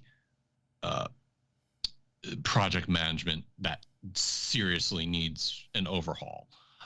The next thing is, and speaking from the psychological standpoint of it, is the quote here: "It is painful to see talented team members leave. Our people are what make up the very fabric of Embracer." First and foremost, using that soft language, see team members leave, that's a guilty conscience coming out there for a piss poor decision that you as a company made. And you're trying to soften the blow, saying, oh, they're just leaving. No, you're firing people. You're laying them off. Own it, because that's what you did. You are now affecting people's livelihoods, and I sincerely hope a good amount of them land on their feet. And I said that during prior conversations about the Microsoft merger, that when you get mergers like this and people leave, sometimes the silver lining is some of these people, these very talented individuals, go on to form their own new development groups, and that's where we get some of the best games I've ever seen. So, much luck to the people out there who are affected by this. And the only line from the article that bothers me, the whole article bothers me, but the one that really, for lack of better terms, pissed me off is when he said, while we are removing roles in some companies, we will continue to hire in others. So you're talking about letting people go while you're talking about hiring people to bring them back in. Well, yes, and that happens all the time, and there's a reason for that. Like I was talking about, there was never any organization or unification in things like back office. So let's say they finally want to unify accounting. They can lay off a bunch of accountants, but still need to hire developers. It doesn't mean that the person that's getting laid off is getting replaced with somebody that does the same role. And I totally get that. And something did just tweak in all of this. It was explained to me once why you soft announce your layoffs ahead of time, because you want the people to leave before the layoffs happen. So that way you're not beholden to the severance packages. And so then that goes to the line of, we're going to be sad to see talented people leave. They're broadcasting the fact that they expect this announcement of upcoming layoffs and ambiguity in projects to lead to people to naturally walk out the door before they have to cut them out the door. All right, Alex, your comments? Well, Tricky, before I comment on this, I do want to say that you said that you had an issue with that line from the article, and I'll remind you that Sony just shut down Pixel Opus, but yet set aside $13 million for more acquisitions. So, even the studio, even the company that we heavily support, they're even doing that kind of stuff. Yeah, but did they say? I'm sorry to cut you off, but did they say they were taking the people from Pixel Opus and not laying them off, but moving them over to different? They were closing the studio, but I don't believe they ever said, because we talked about this in the show, I don't believe they ever said that those people would be moved to new projects or to new arms of Sony. I may be misremembering, but I believe that was part of the story. But I'm sorry, go ahead. I cut you off. Well, one of the things, and I remember talking about this, a while ago on the show, and one of the troubling signs when it comes to Embracer, and Embracer, everyone wants to point to, when Microsoft bought Bethesda, and then Microsoft last year trying to buy Activision, Sony buying Housemarque, and then Sony buying Bungie. There was a talk about an arms race between the two, and a lot of people got caught up in that. And then, lo and behold, people forget about Tencent and how big Tencent is. Of course, it's not a U.S.-based company. They are a Chinese company, but you also have another company like Embracer just very quietly eating up studios. And we can see that when this much money is at play, one bad decision with this deal falling through just crumbles almost everything, or at least the ripples are felt throughout the entire company. Unfortunately, that just has to dissolve so many pieces of it by nature of the financials. The whole Star Wars saga with Disney and Sony being behind the Knights of the Old Republic remake, and with Sony even showing it off at one of their stage shows. And look, Sony is really good. Once they announce a game, it comes out. If they're going to show it off at one of their state of plays or whatever, it comes out. And this is one of those games that when I can't remember, I think they were trying to give it to Saber Interactive, but I can't remember the team behind the KOTOR remake. I don't remember who it was at Embracer, but Sony and Disney basically said to them, the feedback was, game is not where we want it to be. And we've never heard anything about it since, except for the fact that in a financial call, Embracer said they were still working on it. We had all presumed it was going to Saber because reports were that it was being moved from the original team to another team. But for Sony to show that off at their, at one of their big things and get really behind it, and then basically us questioning whether that game's coming out, yes, they got Dead Island out, and after how long of a development or delayment though? As far as I remember, Dead Island went through at least 4 developers in almost 10 years. Yeah. The Dead Island that made it to market is not the original concept I saw, which involved a space station. But I think that what we saw is, and like Jeff, this going back to what Jeff said about this guy being a collector, is he just trying to buy up studios that are available and not really have a plan for it? Because that's the feeling I get 100%. Because we've talked about, and it's kind of shameful because like with Ubisoft and a lot of big studios, we've talked about a lack of planning, poor team management. And when it comes to a company this big with so many arms and legs and just so much girth to their game portfolio, you can't just go in and collect them like you collect Pokemon cards. You got to have a plan for all these people with 17,000 employees. And when you're that big, to go into a deal and, like has been mentioned, not have some kind of off-ramp, something on paper is just foolish. Like, how do people, clearly these people, just have tons of money, but when that money's at stake and you have this many people that rely on you and your business decisions, how are you not smarter about this? Right. Embracer to me has built a very respectable game portfolio, and like THQ Nordic, like seeing THQ after that company went under and to see it revived and some of the stuff that they have put out, and like I said, like just a revival of that company has been nice to see. But under the arm of Embracer, like it just seems like all these companies are it's just kind of held together very, very poorly. Well, let's be clear. THQ Nordic and Embracer are the same company. THQ Nordic did like what Google did, and like Google made Alphabet, but everyone still calls it Google. Embracer wasn't another company that bought THQ Nordic. Lars and group, for whatever reason, decided that they wanted a larger name above everything else. It's the same board of directors. It's the same executives. It's the same company. Yeah, but just kind of you make all these acquisitions, then all of a sudden you have to sell stuff off. Like, right. I don't understand where the planning was, at some point, being a collector, and, we always talk about, preserving the history of games. And Jeff, I know that's a big thing to you, as you worked in the industry for so long and love the industry, which we all do.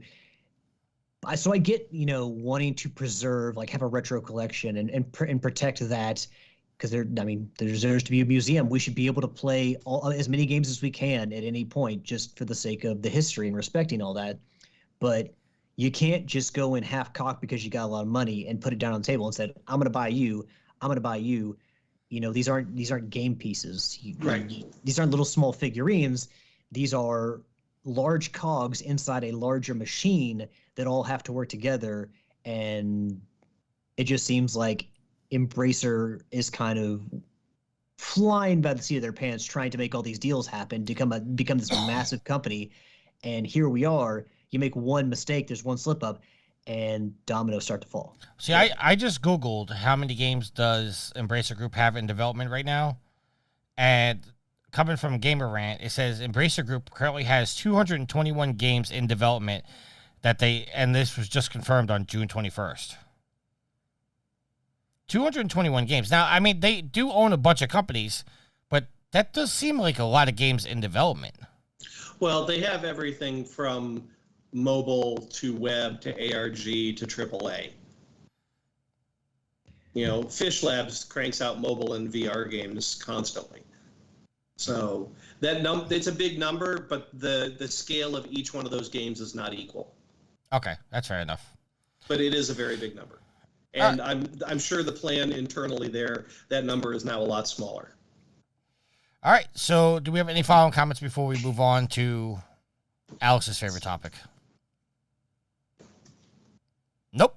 All right. I assume that not just my favorite topic, but everyone's favorite topic in quotes. But since we have Jeff here, I mean, it's always good to get his viewpoint on it since we've talked about it to the point of nausea. All right. So before we do that, let's jump over to the social media side and answer some questions. Time to check my social media, yeah. All right. So Thomas says, with Disney's constant failures and continuously write off all their bad investments that they do to themselves, what do you think is what do you think enough is enough? Where will they finally come to a sense of sanity? Why the common investor has yet to sue them? Are they being sued? And is there a reason why the hope they may change course? Okay, let me see if I could just break this down. Do we think Disney is going to correct themselves within the game market and all their bad investments? Well, I mean, they shut down their entire video game arm after. Well, I don't want to blame it on one game, but I mean, they put out Split Second. They had the Epic Mickeys. I mean, they pretty much shuttered Junction has a Junction Point. It was Warren Spector's company. Yeah. BlackRock Studio was another one. So they shut down their games arm for a while. And as far as I know, they're just licensing out the stuff like Dreamlight Valley on PlayStation and Xbox. They're just licensing out stuff to be made. I do believe Lucasfilm's Games is back. Only as an imprint. Okay. So it's not an actual studio. It's just a namesake, so to speak? Disney waffles on either side of this argument almost in a predictable sine wave. They go from we're going to make it all internal to we're just going to license the IP. Then they bring it, we're going to make it all internal. Then they go back to we're going to just license the IP. You could almost set a long running clock by it. All right. Honestly, it seems by basically when they decide to license stuff and just let other people make their games with their IP, it seems like they're better off doing that because Split Second was a really good game. Epic Mickey, a good game. But, I mean, clearly there was something there where they just had taken on too much and they weren't really prepared to fully jump into games development. And so them just licensing stuff out is probably the best possible decision. I mean, I got to say, I'm really excited for Star Wars Outlaws. That game looks good. And again, Disney's not making it. It's massive. The same people that made The Division. No, it's which one's Quantic Dream making? I don't think Eclipse. they've. They're making Eclipse. Did they give their game a name yet? I thought they hadn't given the game a name yet. I'm pretty sure it's Star Wars Eclipse. There's so many Star Wars games in development. I lost track. I hate the social media advertising for Outlaw that calls it the first open world Star Wars game because it's just tone deaf to the history of gaming. All right, so correct me. Which was the first open world Star Wars game? Star Wars Galaxies came out 20 damn years ago.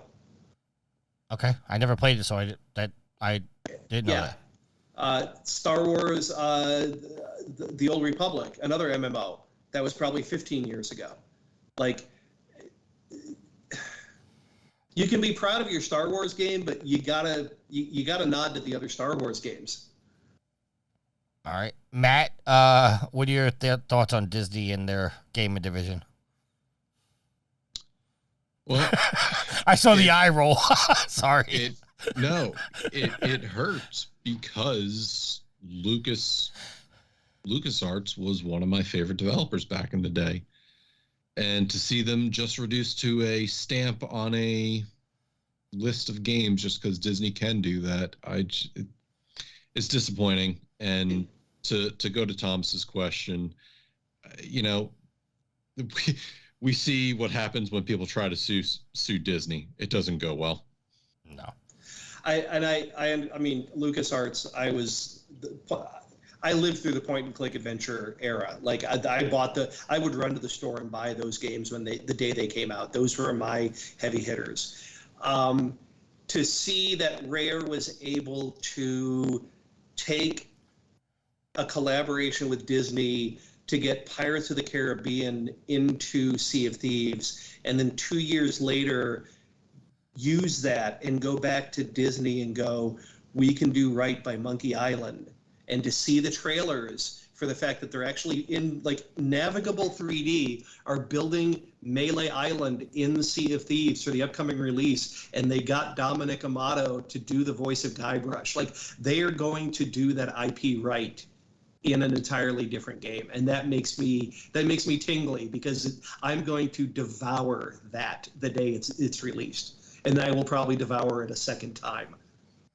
And I think even you can appreciate that nostalgia drives some excellent gaming experiences. Yes. I mean, look at X-Wing, look at TIE Fighter, look at X-Wing versus TIE Fighter.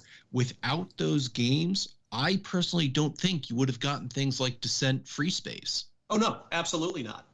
And I think EA did a very good job capturing the essence of those games in Squadrons. And Squadrons had other problems, but there's a direct lineage between an EA Star Wars game that came out 2-3 years ago and Larry Holland doing the original X-Wing games for LucasArts 30 years ago. Like, you can draw a straight line between those two products, 100%. And let me say, Squadrons in VR is everything I've ever wanted in a Star Wars flight sim. Oh, yeah. All right, just in the interest of time, because we got a big topic coming up, I just want to not hold everybody up too much. Thomas's next question is, what gaming deal has changed the way you buy games? Epic buying their exclusivities. I specifically avoid them. Okay, Jeff? Game Pass. Okay, Alex? That made the biggest one there. Since I play primarily on the PlayStation, I know that Steam always had their big summer sales, or just like always running sales. And at some point we're like, man, I really wish Sony would do that. PSN, I probably, if there's a game I really want to play, I'll buy it first day one, no issues there. But I think that I probably play more games now because of sales, and I'm willing to take more risks on games on PlayStation Network, just because they're spotlighting more games via sales. I mean, yeah, sure, it seems like Assassin's Creed is always on sale on a PlayStation Store sale, but they're also you can find some hidden gems on there. PlayStation Plus also giving out free games. Yeah, you hate to say for the bad that the fact that people just say wait till it comes to Plus, don't buy it now. But there are a lot of games that people would never try on PlayStation Plus, and I think that when you get a free game, like an indie game, like they put one of the games I talked about, Tales of Iron, that was a game that I probably would have never heard about, but yet I really enjoyed. I loved it. I even went through on the hardest mode, the hardest difficulty, to get the final trophy for 100%. But basically, Sony putting a lot of indie games in there, or at least focusing on some, feeds the whole thing. That give indie games a chance. If you're someone who's already all played AAA games and you want to focus on the big games, well, now you have an incentive to try a game for free if you have PlayStation Plus and Game Pass too, and then maybe that feeds your interest. Like, hey, this smaller indie game, I really enjoyed it. Maybe I'll see what else is out there. So I think PlayStation Plus and the PlayStation Store, sales kind of just always going on, overlapping, and then PlayStation Plus encouraging people to try new games, which can then be a bridge to other games that they never thought they would have tried. I think are two things that have changed the way that I buy games. Yeah, I'm gonna kind of double down on what Alice was just saying, because I think PlayStation Now changed the way that I played certain games, because I always went to see if it was on PlayStation Now before I went to the PSN store. The free games we get from PlayStation Plus, it's great and all, but I find myself getting burned a lot because a game that I bought is now coming free. I mean, like Alan Wake. I mean, I bought that game, and if I would have waited a year, I would have gotten it for free. So I kind of got burned with that. But now that PlayStation Now has been morphed into PlayStation, Matt's giving a look like I'm crazy. Because you specifically, Trick, you and Daryl always talk about how these services shit on sales and that, it devalues games. Put your money where your mouth is and just buy the games anyways. I buy the games. No. I buy the games. What the argument that you're making for it, and I don't want to go down the dark path right now, is that I think the major difference between Plus and Game Pass is I personally don't see how Microsoft is making any money when they're giving their first party games away day one. You don't need to see how they're making money. Fair enough. You're not an Xbox finance guy. Fair enough. That's the whole argument. It's the same question of how does Netflix have all the money to make all of these original TV shows from people just paying them $15 a month? They're making money hand over fist. True. Sorry. All right. I apologize for cutting you off. No, you're fine. That's the argument that you referred to. All right, next question. Homer says it's been a while since he's asked a food question. This is a 2-in-1. What toppings belong on a burger and which ones are forbidden? Matt will go first. Belongs are cheese and bacon. Forbidden, I will say never. I don't know. Never put pizza on your burger. Alex? We may have lost Alex again. Yep. Jeff? Okay, define on. Is that in the bun or on the top of the patty? In the bun. In the bun. Your standard lettuce, tomato, onion, pickles, like your big four. Bacon, cheese, macaroni and cheese, but never put a slice of avocado on my flippin' hamburger. Guacamole is great. I love guacamole, but avocado is bland by itself and does not belong on a burger. So don't put the slice on, just mash it up and throw some extra shit in there. Oh, yeah. No, put guacamole on the burger, sure. Yeah. I'm simple. I do cheese, ketchup, and mayo. V says no avocado all day. Give me the green. Yeah, I do the standard cheese, ketchup, and mayo. I'm okay with the lettuce, tomato, and onion, although I don't put them on there because I just don't like them on my burger. Forbidden toppings? There's so many. Like, what do I want to say? Oh, I will tell you another that is allowed on every burger. Well, not every, but it absolutely is allowed on a burger. Okay. Straight up peanut butter. Peanut butter on a burger? I've actually, he's not crazy. I think I've heard of this before, and I threw up in my mouth a little bit. Over in West Lafayette at Purdue, used to be a 24/7 diner called the Triple X. They have a line of hamburgers named after famous Purdue quarterbacks. It's a very short lineup, I'll be honest with you. But the Dwayne Purvis burger is interesting in that the burger patty is dredged in flour before it's thrown on the griddle. So it gets a little caramelization on it. And then there's peanut butter and a fried egg. And it's the best burger you will ever shove in your stomach. Okay, we got to move on. Alex, what toppings go on a burger? What toppings do not belong on a burger? Okay, Alex is back, I know. Alex, can you hear me? Yeah. Okay, what toppings belong on a burger? What toppings do not belong on a burger? I mean, I don't really like sweet things on a burger. So no pickles. I like pickles. I don't necessarily want bread and butter pickles, but I like pickles. Pickles are not sweet. You don't put bread and butter pickles on a burger ever. So I like savory stuff. I mean, there's so many things that can go on there and so many things that should be kept off. I mean, generally anything desserty, sweet, no thanks. Fruit, keep it off the burger, although I do love fruit. I don't know, like. All right, we'll move on. And Curtis wants to know, and I'm going to step away a second because I have to use the potty. Curtis wants to know, what's the feeling on cloud gaming? I'll eat some onion rings on a burger. We lost him and then he came back. You with us, Alex?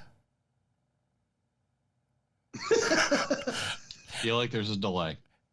Yeah, AT&T internet. All right, so if Alex starts talking again, just okay. So you're back. Yeah. Okay. Did you hear any of my answer? No. Onion rings. Onion rings. That's all we heard. Onion rings. I know French fries and potato chips. Some people like them on there. I'm fine with that. More meats. A fried egg is always good on a burger. Oh my God! You're the second. Right. Yeah. Yes. Who the hell puts a fried no egg? gummy worms on my burger?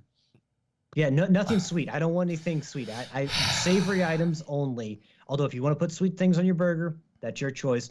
But for me, it's savory stuff. Hold on. Cheeses, more meats. Hold on a second. salty I'm stuff. bringing Sweet Mama D on this. Sweet Mama D, come here. Well, What's your problem with the damn egg? You've brainwashed her for Nope, how many years? I don't think anybody said. Wait, who's detracting from an egg? Tricky. I am. Yeah. You like flavorless wings. Shut up. Tricky. It's Think of not this- flavorless. Tricky. A burger comes from a cow. A cow lives on a barn. Bacon goes on a burger. The pig lives on a farm. Cheese goes on the burger. The cow, again, lives on the farm. You got to do something with the chicken. All right. Otherwise, you don't got the farm. So you got to put the egg in the burger. All right. Hold on. Pause 1 second, because Sweet Mama D wants to go back to playing Deltarune. Undertale. Excuse me, Undertale. Completely wrong game. Okay, guys. so there was a question about what belongs on a burger. Now I will state from the fact Sweet Mama D does not like cheese on a burger. She will not eat a cheeseburger unless it's from Costco, which surprisingly. But I just have to ask you a question because two people have said this answer already, and I want to know your opinion. Okay. How do you feel about a fried egg on a hamburger? That's disgusting. Okay. Hello? Who does that? Are y'all insane? A lot of people do that. She can't hear you, by the way. Fine. I'm saying it for the stream. Yeah. I like how Tricky brought in his daughter, who he's brainwashed for how many years now. No. to be like, No. If I brainwash her, the girl would eat cheese on her burgers. well, Which Yeah, I mean- I find hysterically funny because she will not eat a cheeseburger, but she has no problem eating cheeseburger mac, which is the same thing. well, It's fine. You have weird taste. You eat wings with no seasoning on it. Oh my God, they have seasoning on it. We're Herbs moving. and spices. I know. We're moving on because I have to hold go. on, can I add? You Can I eat add a few things? sauceless wings? No, I don't eat sauceless wings. Yes, you eat sauceless wings. Hold You on. showed me a picture of the wing. It had no sauce. Jeff, when he originally told us what he ate, he said plain wings. That's how he described it. Because that's how I order them. And then the guy in the kitchen is like, well, we got to rinse all the sauce off the wing. You know, they make those by the vatful, right? And then you come in and asking for sauceless wings. Why the hell does Jeff. this guy want bland wings? Matt, did I send you that picture on Facebook? Yes. Okay. I didn't see anything on it. Jeff, if you are that ashamed, you are free to hang up now and just go and never worry about coming back. Wait. If you're going to order the sauceless wings, just go bottom of the barrel and just go get the McNugget. He says they have herbs and spices on them. Whatever the fuck that's supposed What to I be. think he means, I hope he means, is they're dry rubbed. I hope Salt, No. pepper. He showed me the picture. I did not see salt, pepper, oregano, lemon zest. I saw nothing on these wings. Jeff, I'm sending you a picture right now. The same picture I sent Matt. I have Do Not Disturb on my phone so I don't get bothered during the call, so I'm not going to see it. Okay. Well, see it afterwards and let me know. Oh, God, now I got to look at my phone. while Jeff is looking at his phone, grilled mushroom or sauteed mushrooms and grilled onions or something are also very good on a burger. What was Curtis's question, Tricky? Well, I'm waiting for Jeff's reaction right now. I feel like I should play the Jeopardy music. There's something on there. Yes, there is. You know what? They say that about the least flavored Doritos chips. I don't too. know There's that something on there. flour is an herb or a seasoning Okay, Alex, or a spice. I just sent you the picture too. All right, Curtis's I question. saw this picture. I think I just heard my wife laughing downstairs. They look very dry. All right, Curtis's question. What's the field on cloud I don't want gaming? to eat a desert. I want to bite into sand. Okay, stop. I'm trying to get this show done. What's the field on cloud gaming? Personally, I'm against it for any other than demos, as data caps and speeds are different everywhere. Thanks. All right, we'll start with Jeff. I'm gonna run to the bathroom real quick, and I'm gonna come back. Tricky, it looks like you just bread and fried these wings. But you missed. There's like big holes where the breading's not. Right. Yeah, I know. Even the flour isn't equally distributed on the wing. So, are we going to answer the cloud gaming question, or are we just going to belittle his choice in wings for like 5 minutes? Well, let's save that for when he comes back, so he can. Okay. He can feel the shame. I don't understand. Like, if you say you don't like cloud gaming, then you need to go cancel all of your streaming video services, because it's the same thing. It doesn't really matter that you're not sticking the disc in the drive to watch the movie. No. Does it matter that you're not actually that you're playing a game as it being run on a server elsewhere? No, it's the same thing. And actually, it's a very empowering technology, because it gives people who may not have the ability or capability to get a gaming PC or a console to game. It brings gaming to more people. Yeah, I mean, and those wings are they look diseased. Those wings. They found those wings on the Oregon Trail. oh, those wings have dysentery. Those wings came back and Tricky tried to give him mouth to mouth. Are we still on the wings, or are we on cloud gaming yet? Tricky, we were making fun of your cholera flavored wings. Okay, can we get on cloud gaming so we can get to our topic of the week, please? We did. Jeff, I think that, and Curtis has talked about this, how he's a very big proponent of physical games. We've got a lot of other people in our community that love physical games. Rick, Daryl, Yield. I think that people see the advancement of cloud gaming as another step away from physical games, and they don't like that. That's the one thing that I can say that I assume is kind of the big. They're the thing that rubs them the wrong way about cloud gaming. Well, I think also the thing that rubs them wrong about cloud gaming is the fact that the realization that, when you go to the store, like you go to GameStop and you buy a physical game, a lot of people feel like they were buying the game, but in reality, what they were doing was buying a license to play that game. And at any time, that license can be revoked. As, such in case, I mean, granted, it's an entirely different situation, but look what happened with PT. They were giving it to us, and then all of a sudden, Konami said, nope, we're taking it. And not only did they take it, they delisted from the store so you couldn't re-download it.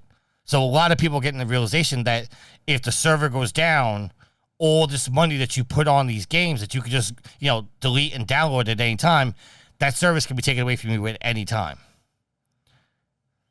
And I think the bigger problem associated with cloud gaming, as Curtis was saying, was there are people with data caps, there are people with bandwidth issues, and I think anybody here can make the argument that broadband capabilities across the U.S. are not where they need to be, that cloud gaming could be adopted widely.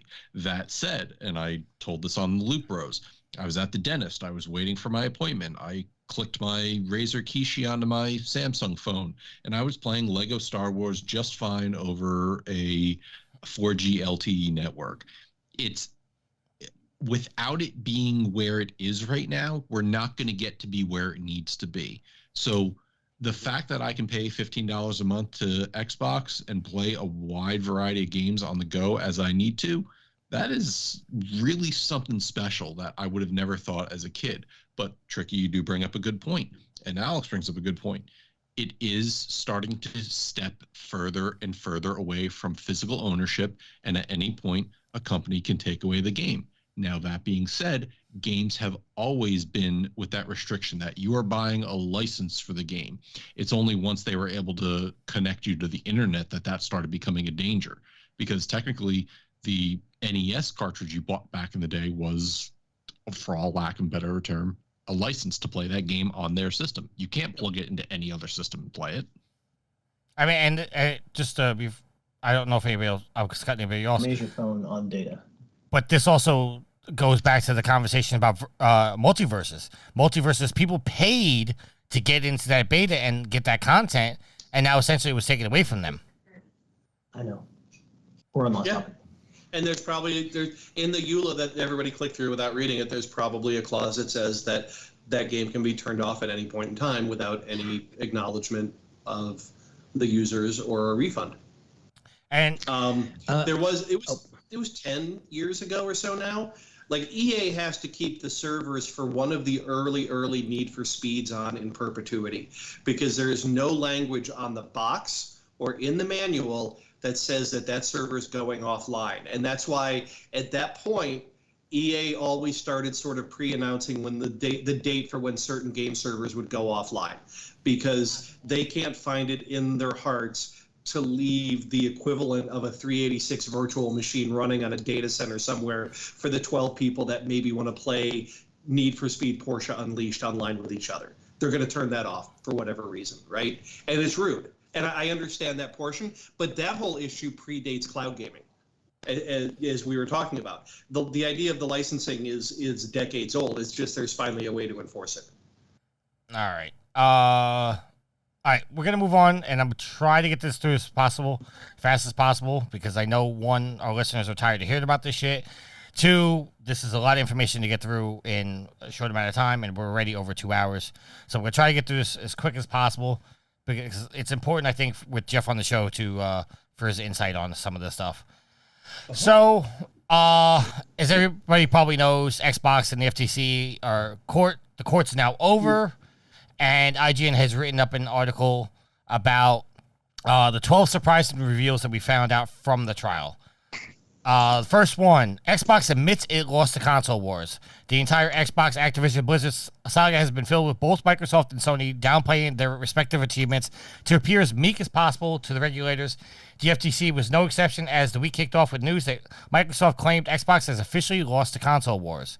Microsoft claimed the original Xbox was crushed by Sony and Nintendo when it entered the market in 2001, and the company says it's been losing the console wars ever since. Citing numbers from 2021, Microsoft said it held a 16% share of the console. It just popped up. 16% share of the console video game market. Phil Spencer also said a piece of the console wars, calling it a, quote, social construct within the community, end quote, during his testimony. That was the first point. I'm sorry. I just stated that. Sure. Jeff, your thoughts on what Phil Spencer said? I agree with him wholeheartedly. The idea of the console war is not anything that people inside of Microsoft and Sony discuss. They see what they can make a profit on. We don't go, oh my God, Chevy won the automobile wars, so Ford should pack it up and go home. There's enough market there that however many automakers we have in this country, and we have far fewer than they have in Europe, can make a go of it regardless. So what if the Xbox only has a 16 or 18% share of the console market? Microsoft's not making those consoles if they're not making money off of them. Gaming for them is not a loss at all. Yeah, and so they don't sell more consoles than Sony. Okay, are they still making $1 billion on consoles? Well, maybe, probably. They're certainly not running red in gaming.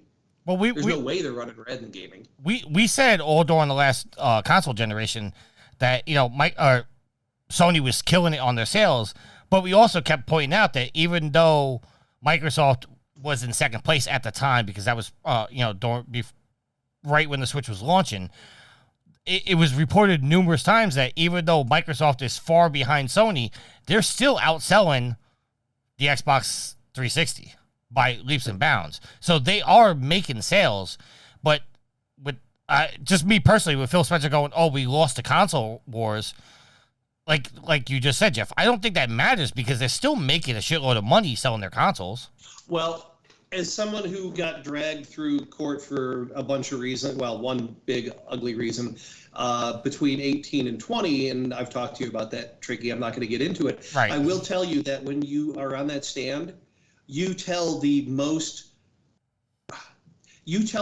aggressive form of the truth as it benefits you. Absolutely. Right? And so Phil Spencer saying they lost the console war is hyperbolic, but proves his point in court that giving them Activision doesn't make them a juggernaut that's going to crush Sony. Everything that he said on that stand was specifically engineered to be truthful and to make Microsoft look small as possible. Right. All right, Matt and Alex, you have any comments? I said in a different thread, I don't like the argument that Microsoft is trying to make, and I think the actual thing Phil Spencer said, hey, look, we're third in line here. We Sony, Nintendo, and then us. He didn't specifically call it the console wars, but everybody knew what he was talking about. My issue is just that I feel like it's a sad argument that they say we're in last place right now. We should be allowed to change the landscape here by making such a large purchase. I don't like that as an argument. I don't like the woe pity us, because it just speaks to bad decisions you made all along. And buying your way out of bad decisions is not the way to get ahead, at least in my opinion. All right, Alex? I mean, I really don't have anything else to add. The fact that they recognize and will openly say that they lost the console war and have, adapted to that, and, maybe it was coming at some point, but probably, maybe sooner, maybe they was right on track, but they realized that they had to maybe push people away from your traditional console delivery and move towards something like a Game Pass or xCloud or, the smart delivery service. They had to do something else to adapt because they needed to find another avenue that necessarily Nintendo and Sony weren't doing first. All right, and it's also worth noting that I saw an argument, and I don't know if I agree with it, but there was an argument that when Phil Spencer did his interview on Kinda Funny, a little while back, that was setting the stage for what he was going to have to do in court and make them seem so bad that, like, hey, I'm making too much money, fire me. It was all part of the strategy for when they went to court. I don't know if I subscribe to that yet, but that was part of the thing. All right, next point. Microsoft says the next gen could start in 2028. Years of hardware shortages and a slew of cross-generation games releases can make it feel like this console generation just started, but in reality, we're creeping on the PlayStation 5 and the series' third birthday parties. In court documents reviewed by IGN, Microsoft is expecting the next generation, meaning the PlayStation 6 and the series successor, to begin in 2028. If Microsoft's projection remains accurate, it means that we're just a year and a half away, halfway through the current generation. 28 places the PS5 and the series on an 8-year cycle, which is 1 year longer than the PS4 and Xbox One, and roughly the same length as the 360 PS3 generation. I think you guys kind of touched on that last week, Alex, with the reveal of the 28. Yeah, I mean, I think that we all agree that we would like to see this generation go longer and that they could squeeze more time out of these consoles. But again, we all, would entirely believe that this is what's the train that's coming our way, that they expect us to buy new consoles come 2028. All right, then moving on, because you guys already covered it. Next point is Microsoft wanted to scoop up Bungie, Sega, Square Enix, Zynga, and more.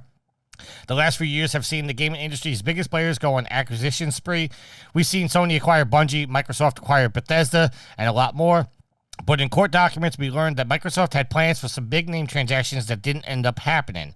Namely, Microsoft had conversations about acquiring Sega, Square Enix, and Zynga, and even Bungie before Sony bought them. But Microsoft's ambitions went well beyond these big players. Internal documents revealed that a list of 100 developers Microsoft considered at one point before narrowing it down to 8 final candidates. This list included Hades developer Supergiant Games, Pokemon Go's Niantic, IO Interactive, and more. In other news, water is wet. Yeah. Microsoft's open about the fact that when they were working on the very first Xbox, they made an offer to buy Nintendo. Yes. If you're a big company with money, especially a big company with money that doesn't want to pay taxes, what you do is you use it to acquire things. This is business. This is day to day for a division within Microsoft. Who's an up and comer? Who's got a big name title? We should buy them. And with Microsoft traditionally having a smaller footprint in Japan, buying Sega or Square Enix certainly makes sense. Yeah. Although more recently we've seen, more rumors about Sony buying Square Enix, which I think makes more sense than Xbox buying them, or Microsoft, I should say. But, I'm sure Microsoft has gone over the list of every single game maker, publisher, whoever, because they obviously realized they needed to bulk up their ranks as far as the first-party studios. So you could name every studio in the business, and I would believe you. Yep. All right. And don't, even though maybe it didn't come out in the court documents, don't for a second think that Sony doesn't do the same thing. Oh, absolutely. All right, moving on. And Jeff, if you got to be guarded with this next part, just abstain. We've always known AAA games cost more than a ton of money to make, but we now have a good idea of just how expensive some of these games are. In a poorly redacted document submitted by Sony Interactive Entertainment, we learned that The Last of Us 2 cost $220 million to develop, while Horizon Forbidden West cost $212 million. In the document, PlayStation said the costs are justified because AAA games, quote, create deep and ongoing engagements with players, end quote. These costs give more context to recent comments from Xbox Game Studios' Matt Booty, who said big budget AAA games cost a half a decade or more to make, and failure can potentially ruin a studio. These numbers don't surprise me at all. Now, they said I'm happy they called it develop, because Last of Us 2, if it was $220 million to develop, it was probably almost $500 million once you throw in marketing. I can easily say that I don't know the exact numbers, but Red Faction Guerrilla and Saints Row 3 were both in about the 90 to 100 million range, double that for marketing, and those were 15 years ago. So the fact that the actual development cost has doubled in 15 years doesn't surprise me one bit. Is it sustainable? I have a big concern about that. Like, are we going to see $500 million to develop a game 15 years from now? No, I don't think we are. I don't think any company is going to do $1 billion. But then again, a lot of the numbers that were being bandied around when GTA came out recent, four? What was the last one? Five. 800 million to develop, and every Rockstar studio in the world worked on it, were numbers I'd heard, which is ridiculous because that game itself is 8 years old now. And been through 3 console generations. Right. And top 10 still in game sales. Right. I'm sure even if they did spend 800 million just on development, they've made it all back many, many, many times over. So these numbers aren't at all startling to me, and they shouldn't be startling to anybody. And let's not forget that recently Phil Spencer came out and said that from now, at least I assume for AAA games, the development cycle is at least 5 years. Right. Like back in the day on the PS2, Insomniac was cranking out a Ratchet and Clank per year. Yep. Now, I mean, that jibes with, we know that the Elder Scroll or Fallout 6, was it Fallout 6 or Elder Scrolls 6? I can't remember which one. Elder Scrolls. That has been, people have been waiting for that for how long now? Right. Even a game like Hellblade 2, we're still waiting to hear more about it. They've mentioned it, recently, but we're still waiting, for that game to come out so many years after. And Sony's God of War, 5 years in development? And they even cut it down from 3 games to 2 because they realized how long it would take to develop that second game. Yeah. So, I mean, it's like that amount of time, money adds up. Yeah. Oh, and again, these numbers aren't, that time frame isn't at all out of the ordinary to me. Red Faction Guerrilla was 5 years, but 2 years of that were just figuring out destruction. So it was really a 3-year game. Saints Row 3 was a 3-year game. I went to console development at that time because up until that point, I'd only been doing MMOs, and MMOs were stretching into the half-decade time frame, and I wanted to ship more games. And so console development in the 2010s of 3 years a game was more appealing to me than 5 years on an MMO that might actually flop the day it's released.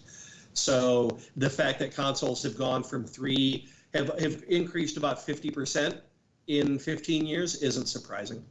All right, Jeff, I have a question before we move on. Just it popped in my head. When you go to make a sequel to a game, just for example, like God of War to God of War Ragnarok or Saints Row 3 to Saints Row 4, how much of the past games do you use? How much of those assets do you use to develop the new game? Or is it just you start from scratch the entire way?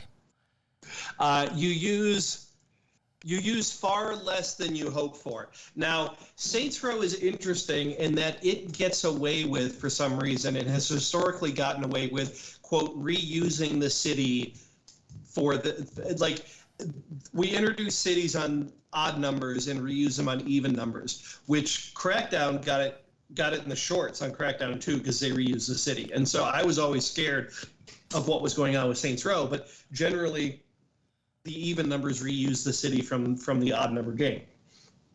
If you plan it right, it's okay. But at the same time, saying we're just making the edict of we're going to reuse the city doesn't take into account what designers might want to do or what storytellers might want to do. And so while Steelport between 3 and 4 is similar, a lot did change. But the technology base and the fidelity of the assets and the fidelity of the animation between Saints Row 3 and 4 are very similar, and so a lot was reused between those games. I can't speak for other developers. Okay. All right, moving on to the next point we found out from the trial. Call of Duty is, in fact, worth a lot of money. Unsurprisingly, Call of Duty was at the center of almost the entire courtroom battle over the last week. Activision's biggest asset came up repeatedly, with the FTC raising concerns about exclusivity, I can't say that word, and the potential of Activision releasing a worse version of Call of Duty on PlayStation. Call of Duty's impact makes sense given that the same poorly redacted document from Sony revealed that Call of Duty generated over $800 million for PlayStation in the United States alone in 2021. From Phil Spencer testified under oath that Xbox will keep Call of Duty on PlayStation to claims that Activision CEO Bobby Kotick threatened to pull Call of Duty from Xbox unless Microsoft granted Activision a higher revenue share. We learned more about the value of the franchise to both Sony and Microsoft. Again, water is wet. And right after, in the middle of the trial, Sony, who up until that point had been crying about the loss of Call of Duty would hurt them, the loss of Call of Duty would hurt them, they came out and said that if this happens, then we probably won't let Activision have access to the next PlayStation specs, so they won't know how to build Call of Duty. So they're being a little hypocritical in their stance on it. Either they need it and they love the revenue stream, or they don't need it, so they're going to be petulant and take their ball and go home. So, but Jeff, and we talked about this last week, thought process we had on it was reason being that you don't give a competing developer your system for the potential that that information can get leaked and give your competitor the edge on the next gen system. By the time the alpha boxes got to anybody, both Microsoft and Sony would have they would be so locked into the development where those next gen consoles are going that none of that information would matter. Noted. Thank you. All right. Next point. Jim Ryan doesn't think Starfield's exclusivity is anti-competitive and says PlayStation will be fine. PlayStation boss Jim Ryan made it very clear that he's not a fan of Starfield's Xbox exclusivity. That being said, he admitted he doesn't think it's anti-competitive. Publicly, PlayStation has been the biggest opponent of the Microsoft-Activision merger, but privately, it's a different story. In an email sent after Microsoft announced its intent to acquire Activision Blizzard, Ryan wrote, quote, "I'm pretty sure we will continue to see Call of Duty on PlayStation for many years to come," end quote, expressing that PlayStation would be more than okay if the transaction was approved. He legally cannot think that a game's exclusivity is bad because then that would destroy his entire for exclusive games on the PlayStation. I was going to say, it's really weird for him to be crying that he's not a fan of one game being exclusive when he's the head of Xbox. I was going to basically say the same thing. Alex, you have any thoughts? No, not Okay. really. We said it all along that, Starfield and even Phil Spencer's admitted this. Even if Starfield is, a game of the year, it'll probably be a game of the year contender. But even if it beats Zelda out for game of the year, it's a fantastic game. That's still not going to do anything to Sony. Sony's not going to lose any money or any people to Starfield, no matter how bad, how good the game is. So, I mean, all right, yeah, that kind of jives with him not caring. I'm sure he would love to have Starfield on the system, but in the end, it's not going to matter to them. That statement that he's not a fan of it, that again, that's the most aggressive form of the truth as it benefits you in a court case. All right, moving on. Starfield almost skipped Xbox entirely. Starfield is coming out this September as an Xbox exclusive, but that wasn't always going to be the case. Xbox boss Phil Spencer confirmed that Starfield was potentially going to skip Xbox entirely prior to the acquisition of ZeniMax. Xbox was worried about losing out on Starfield following the PlayStation's exclusivity deals for Bethesda games like Ghostwire Tokyo and Deathloop. Spencer said that Microsoft had to secure content for Xbox to, quote, remain viable in the business, end quote. Xbox did so by buying ZeniMax altogether, locking down Starfield as an Xbox exclusive. Mm-hmm. Okay. Okay, moving on. Drama surrounding Bethesda exclusivity, Indiana Jones, and Elder Scrolls, and more. The FTC tried to prove that Xbox treatment of ZeniMax games could demonstrate how the company will handle exclusivity when it comes to Activision Blizzard games. One piece of evidence was used as a chat exchange between Xbox Tim Stewart and Matt Booty.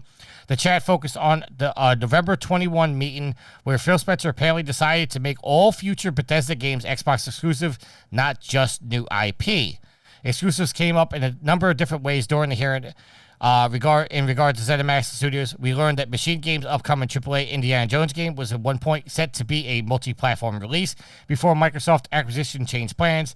In terms of other future releases, Spencer claimed that the final decisions on platforms for upcoming Bethesda games like Outer Worlds 2 and Elder Scrolls 6 has not been made yet, but with Spencer's apparent decision in mind, it seems like deciding Xbox exclusivity for those titles could be more formality than an actual decision at this point. Well, let's. Okay. I don't want to dig in too deep, but I will say the thing about Machine Games, it could have become an Xbox exclusive because once Microsoft bought them, Sony may have rescinded all of their dev kit licenses. When you're a developer, you don't own the dev kit. You at best lease the dev kit, or at worst lease the dev kit. Sometimes if you're a big developer, you'll basically get a $0 lease, but you don't own those, and they can recall them at any point in time. So PlayStation could have called up and said, "Hey, we heard you guys just got bought by Microsoft. Pack them all up and send them all back." I'm not saying that's what happened, but that's a possibility. All right, Matt, Alex, any comments? I mean, to spend that much money on Activision Blizzard and not keep almost everything exclusive, aside from maybe Call of Duty, if they make more money on PlayStation than they do on Xbox with that game, I can understand keeping it multi-platform, or just keeping something multi-platform so you don't get into the whole monopoly talk to kind of try to avoid that as best you can. But I mean, let's be real. Like, most of these games should be exclusive. They'd be crazy to spend that much money and not turn them all exclusive. Although, wasn't the comment from Spencer to Bethesda make games exclusive on a case-by-case basis? So is it up to, I saw that somewhere, is it up to Bethesda which of their games are multi-platform, or does that come from Phil Spencer and the heads of Microsoft? I would assume it comes from Phil Spencer, but I've heard it go both ways, that Bethesda is free to decide. I've heard it three ways. I've heard Bethesda is free to decide. I've heard Microsoft has first right of refusal. And then I've also heard that Microsoft has full edict. Now, for Microsoft is slightly, for games that are PC and Xbox only, State of Decay, Sea of Thieves, Forza, Microsoft does allow the developer to determine, at least after a time, where they want to have that game for sale. Like, it was Rare that decided that Sea of Thieves would go up on Steam. All right. Matt, any comments? Nothing to add to that. All right, Jeff, I know we're trying to get through this, but questions keep popping up in my head that I wanted to ask you. We had the story that the reason why we never got a PlayStation 5 version of Minecraft is because they never got dev kits. And then you just talked about how the dev kits can be, pulled back at any time. Mm-hmm. Is it, maybe I'm being naive here, but can't, for argument's sake, I'm just throwing out names. Since Volition is under Koch Media, Coach Media, how do you say it? Koch? It was Coach? They were under Deep Silver. They reported to Koch Media. Okay, but couldn't Volition, if one of their dev kits, if they needed a dev kit to make a game, couldn't they have gone to another division of? Nope. You're not allowed to do that. No. Okay. And the Xbox Series, the Xbox Ones, the dev kits actually had specific zebra patterns on them, so that if they showed up in videos and stuff, Microsoft could determine where they came from. They had World War I battleship sort of type camouflage patterns on them and QR codes. Okay, I just thought maybe that was them trying to bullshit and say they couldn't get a dev kit from another sister studio or something like that. I thought the Minecraft holdup was because Sony wasn't playing nice with crossplay, but I may be completely off base on that. Well, I just saw the news story recently where Microsoft came out and said that the reason there's no native PS5 version of the game is because Sony wouldn't give them dev kits. That might be. Okay. All right. We mentioned this earlier, but the next thing from the case, Elder Scrolls 6 is a long way off. They said it's 5+ years away. I'm just trying to narrow down in space and time. Summarize moving forward. Yes. I think nobody's surprised at this. It's the long history of, hey, here's the title card, and we hear nothing about it for ages. Bethesda's always been a one-game studio. Like, yes, they've sub-licensed out to Obsidian and some other ones, but internally, Bethesda has always been a one-game studio. They're focused on Starfield. If they start Elder Scrolls the minute Starfield is finished, it'll be 5 years. All right, Alex, anything? I ain't got any better insight than that. Okay, next thing. Everyone says they don't like exclusives. For all the talk of exclusives, multiple industry figures took the stand to say they aren't big fans of exclusive games. Microsoft CEO Satya, I'm pronouncing this horribly, Nadella, said he has no love for console exclusives and that Microsoft plays the exclusive game to stay competitive with market leaders. Activision CEO Bobby Kotick agreed, saying that making Call of Duty Xbox exclusive isn't in Activision's best interest and it would actually be detrimental to the business. Satya Nadella. Okay, thank you. And again, it's the most aggressive form of the truth. No, nobody wants exclusives. So go ahead and let us buy Activision and we won't make anything exclusive, right? And then you get your approval, you buy the company, you do what the hell you want because it's your company. All right. Moving on because unless you guys step up, I'm just going to keep going. Sony's Jim Ryan and Activision's Bobby Kotick had words for Game Pass. PlayStation boss Jim Ryan had some strong words for Xbox Game Pass, claiming he talked to all the publishers and they unanimously do not like Game Pass because it's value destructive, end quote. Ryan also claimed that Game Pass is unprofitable for Microsoft.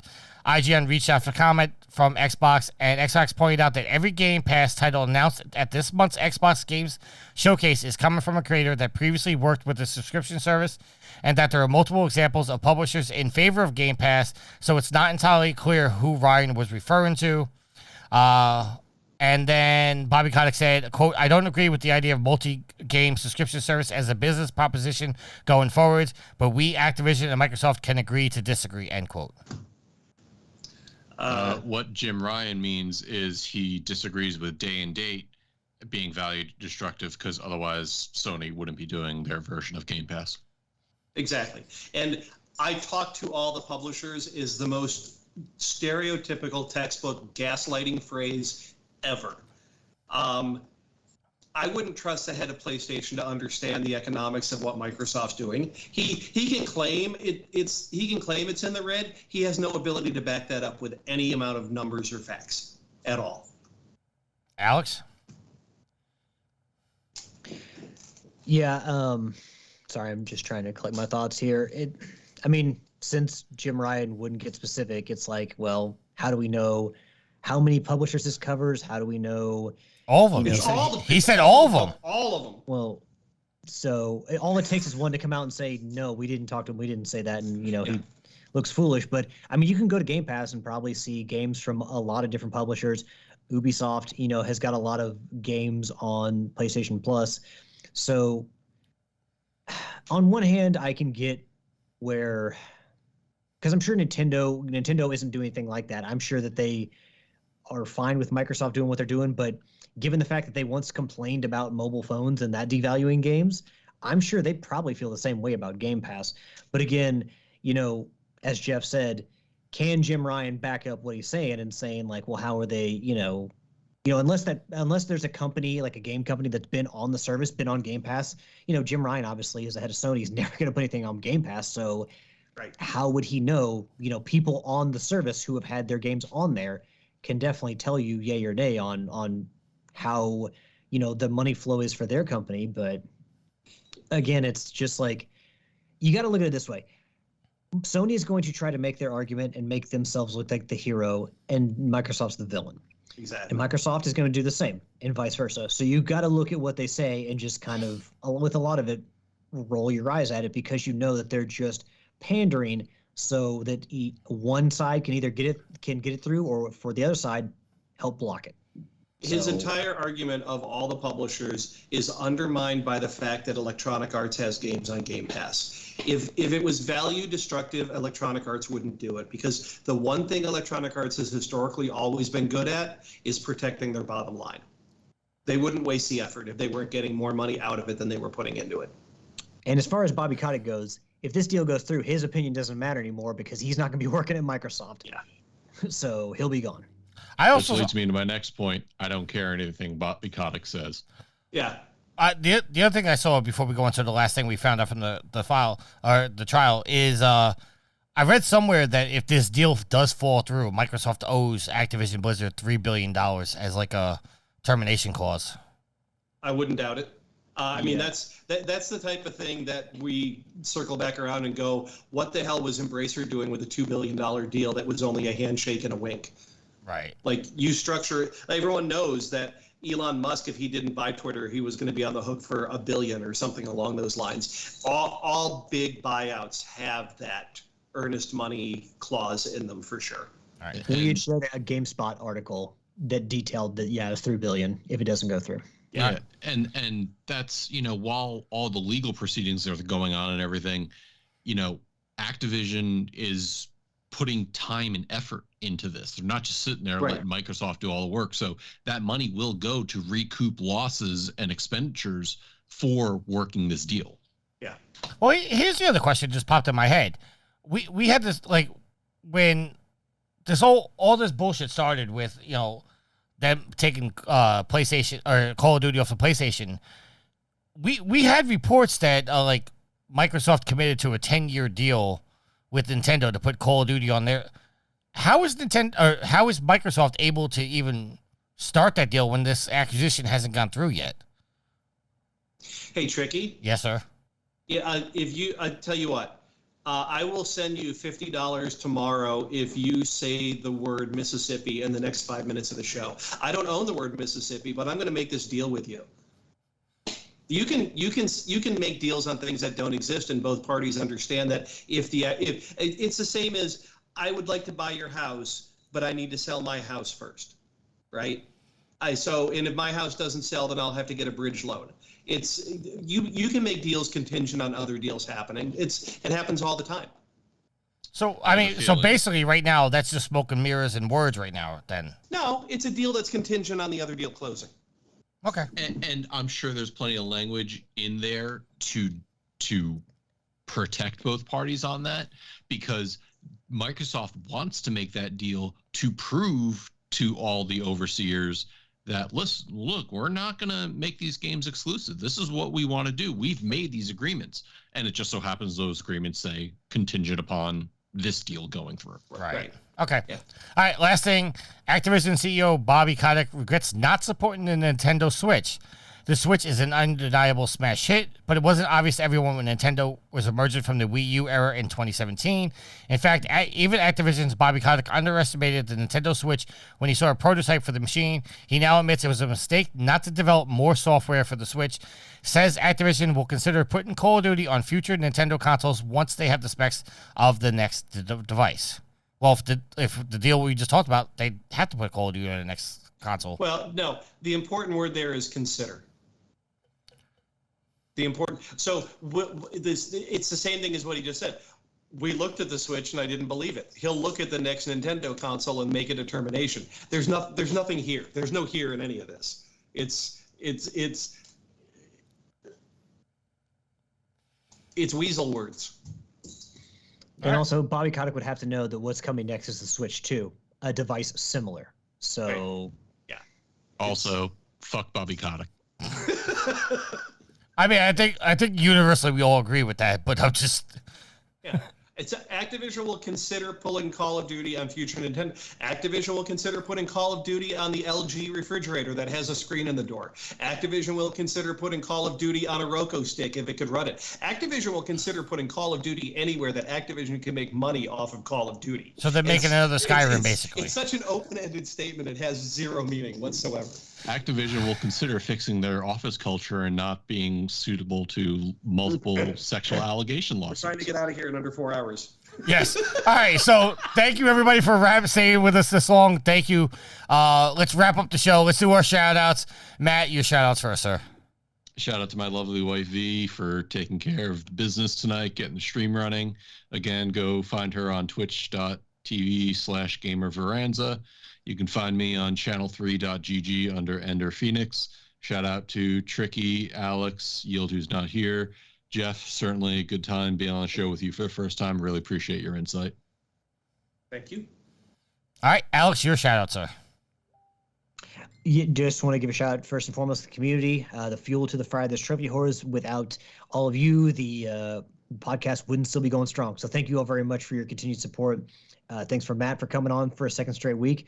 Always great to podcast with you, sir. Thank you. Big shout out to V for getting the stream up and just being a fantastic social media manager. Shout out to Tricky as well as Yield for, just helping the show get to this point. Big shout out to Jeff. Obviously, I missed Jeff the last time he was on here. I was not able to be on, but I was glad I was able to be on with him because, it's just we just kind of bullshit our way through every podcast with some knowledge of things. But Jeff actually knows what he's talking about, so his insight is invaluable. So thank you very much, Jeff, for sharing close to 3 hours of your time with us. My pleasure. And last but not least, my loving and awesome girlfriend, Ashley, who has shut down her computer so that she didn't take too much of the bandwidth because our internet sucks and I was going in and out. Hopefully Tricky can fix that. But yeah, I love you, honey. And yeah, those are my shots. All right, Jeff, your shout out, sir. All of you, the community, Veronica, I've never met you, but you fixed the stream in a way that none of us could, and that's a little embarrassing given my skill set. Eggs on burgers. Shout out to Eggs on Burgers. Eggs on burgers and peanut butter on burgers. Shout out to NVIDIA. The past 18 months of my career have been exciting, and I'm being pushed in ways that I hadn't been pushed in a long time. And then I want to give a shout out to both of my daughters because they both crushed it in high school this year. But I want to give a huge shout out to Megan. She goes off to Iowa in a few weeks, and she's a college student now, and she's all grown up. And I'm going to miss her, and she's going to take the world by storm when she's done. And I'm so proud of that kid. I not to step on that moment, but how much pressure did you give her to go to Purdue? I didn't give her any. It's going to be real embarrassing when, despite everything that Jeff has done in his life, his kids go out there and kill it even more than he did. Oh no, I will be proud of that. I have started to fear that I'm giving them such an awful impression of what it's like to be an adult because I go to work in my house in my pajamas every day, and I don't believe that they'll have that advantage. All right, Daddy's got to go to work. Just stay in your room. One day they were leaving to go to high school, and they did that sort of record skip double take, and they both came back in, and I had clothes on, and they're like, "Are you okay? Do you have a doctor's appointment? Is there something wrong? Like, why are you dressed?" And I want to give a shout out to all the listeners. Thank you very much to Veronica for getting the stream up. Hopefully, you guys heard the whole entire show. I don't know exactly when she brought the stream up, but V definitely stepped up and saved my ass tonight because my exploit wasn't working. So thank you very much for shout out to everybody. Jeff, it's always a pleasure to have you on the show. And I wish, somehow I could convince you to stay on the podcast for 5 hours with us because your knowledge is so it's so deep that it's I just want to sit here and just listen to you talk for hours. And I mean that generally because it always impresses me when we have you on the show. If you rename the show, I will stay on for 5 hours. Well, I mean, to be fair, we also did an Xbox show just for you. I know, but if you rename the show, not Panties, Platinum Pansies, I will stay on for 5 hours. All right. See, I'm making a deal contingent on another deal. And he doesn't own Prove It Gamer or Trophy Horse or, well, who knows? Maybe Jeff can go and copyright or buy the URL for Platinum Pansies, and then he can run the show. Thank you, everybody, for listening. And until next week, happy trophy hunting.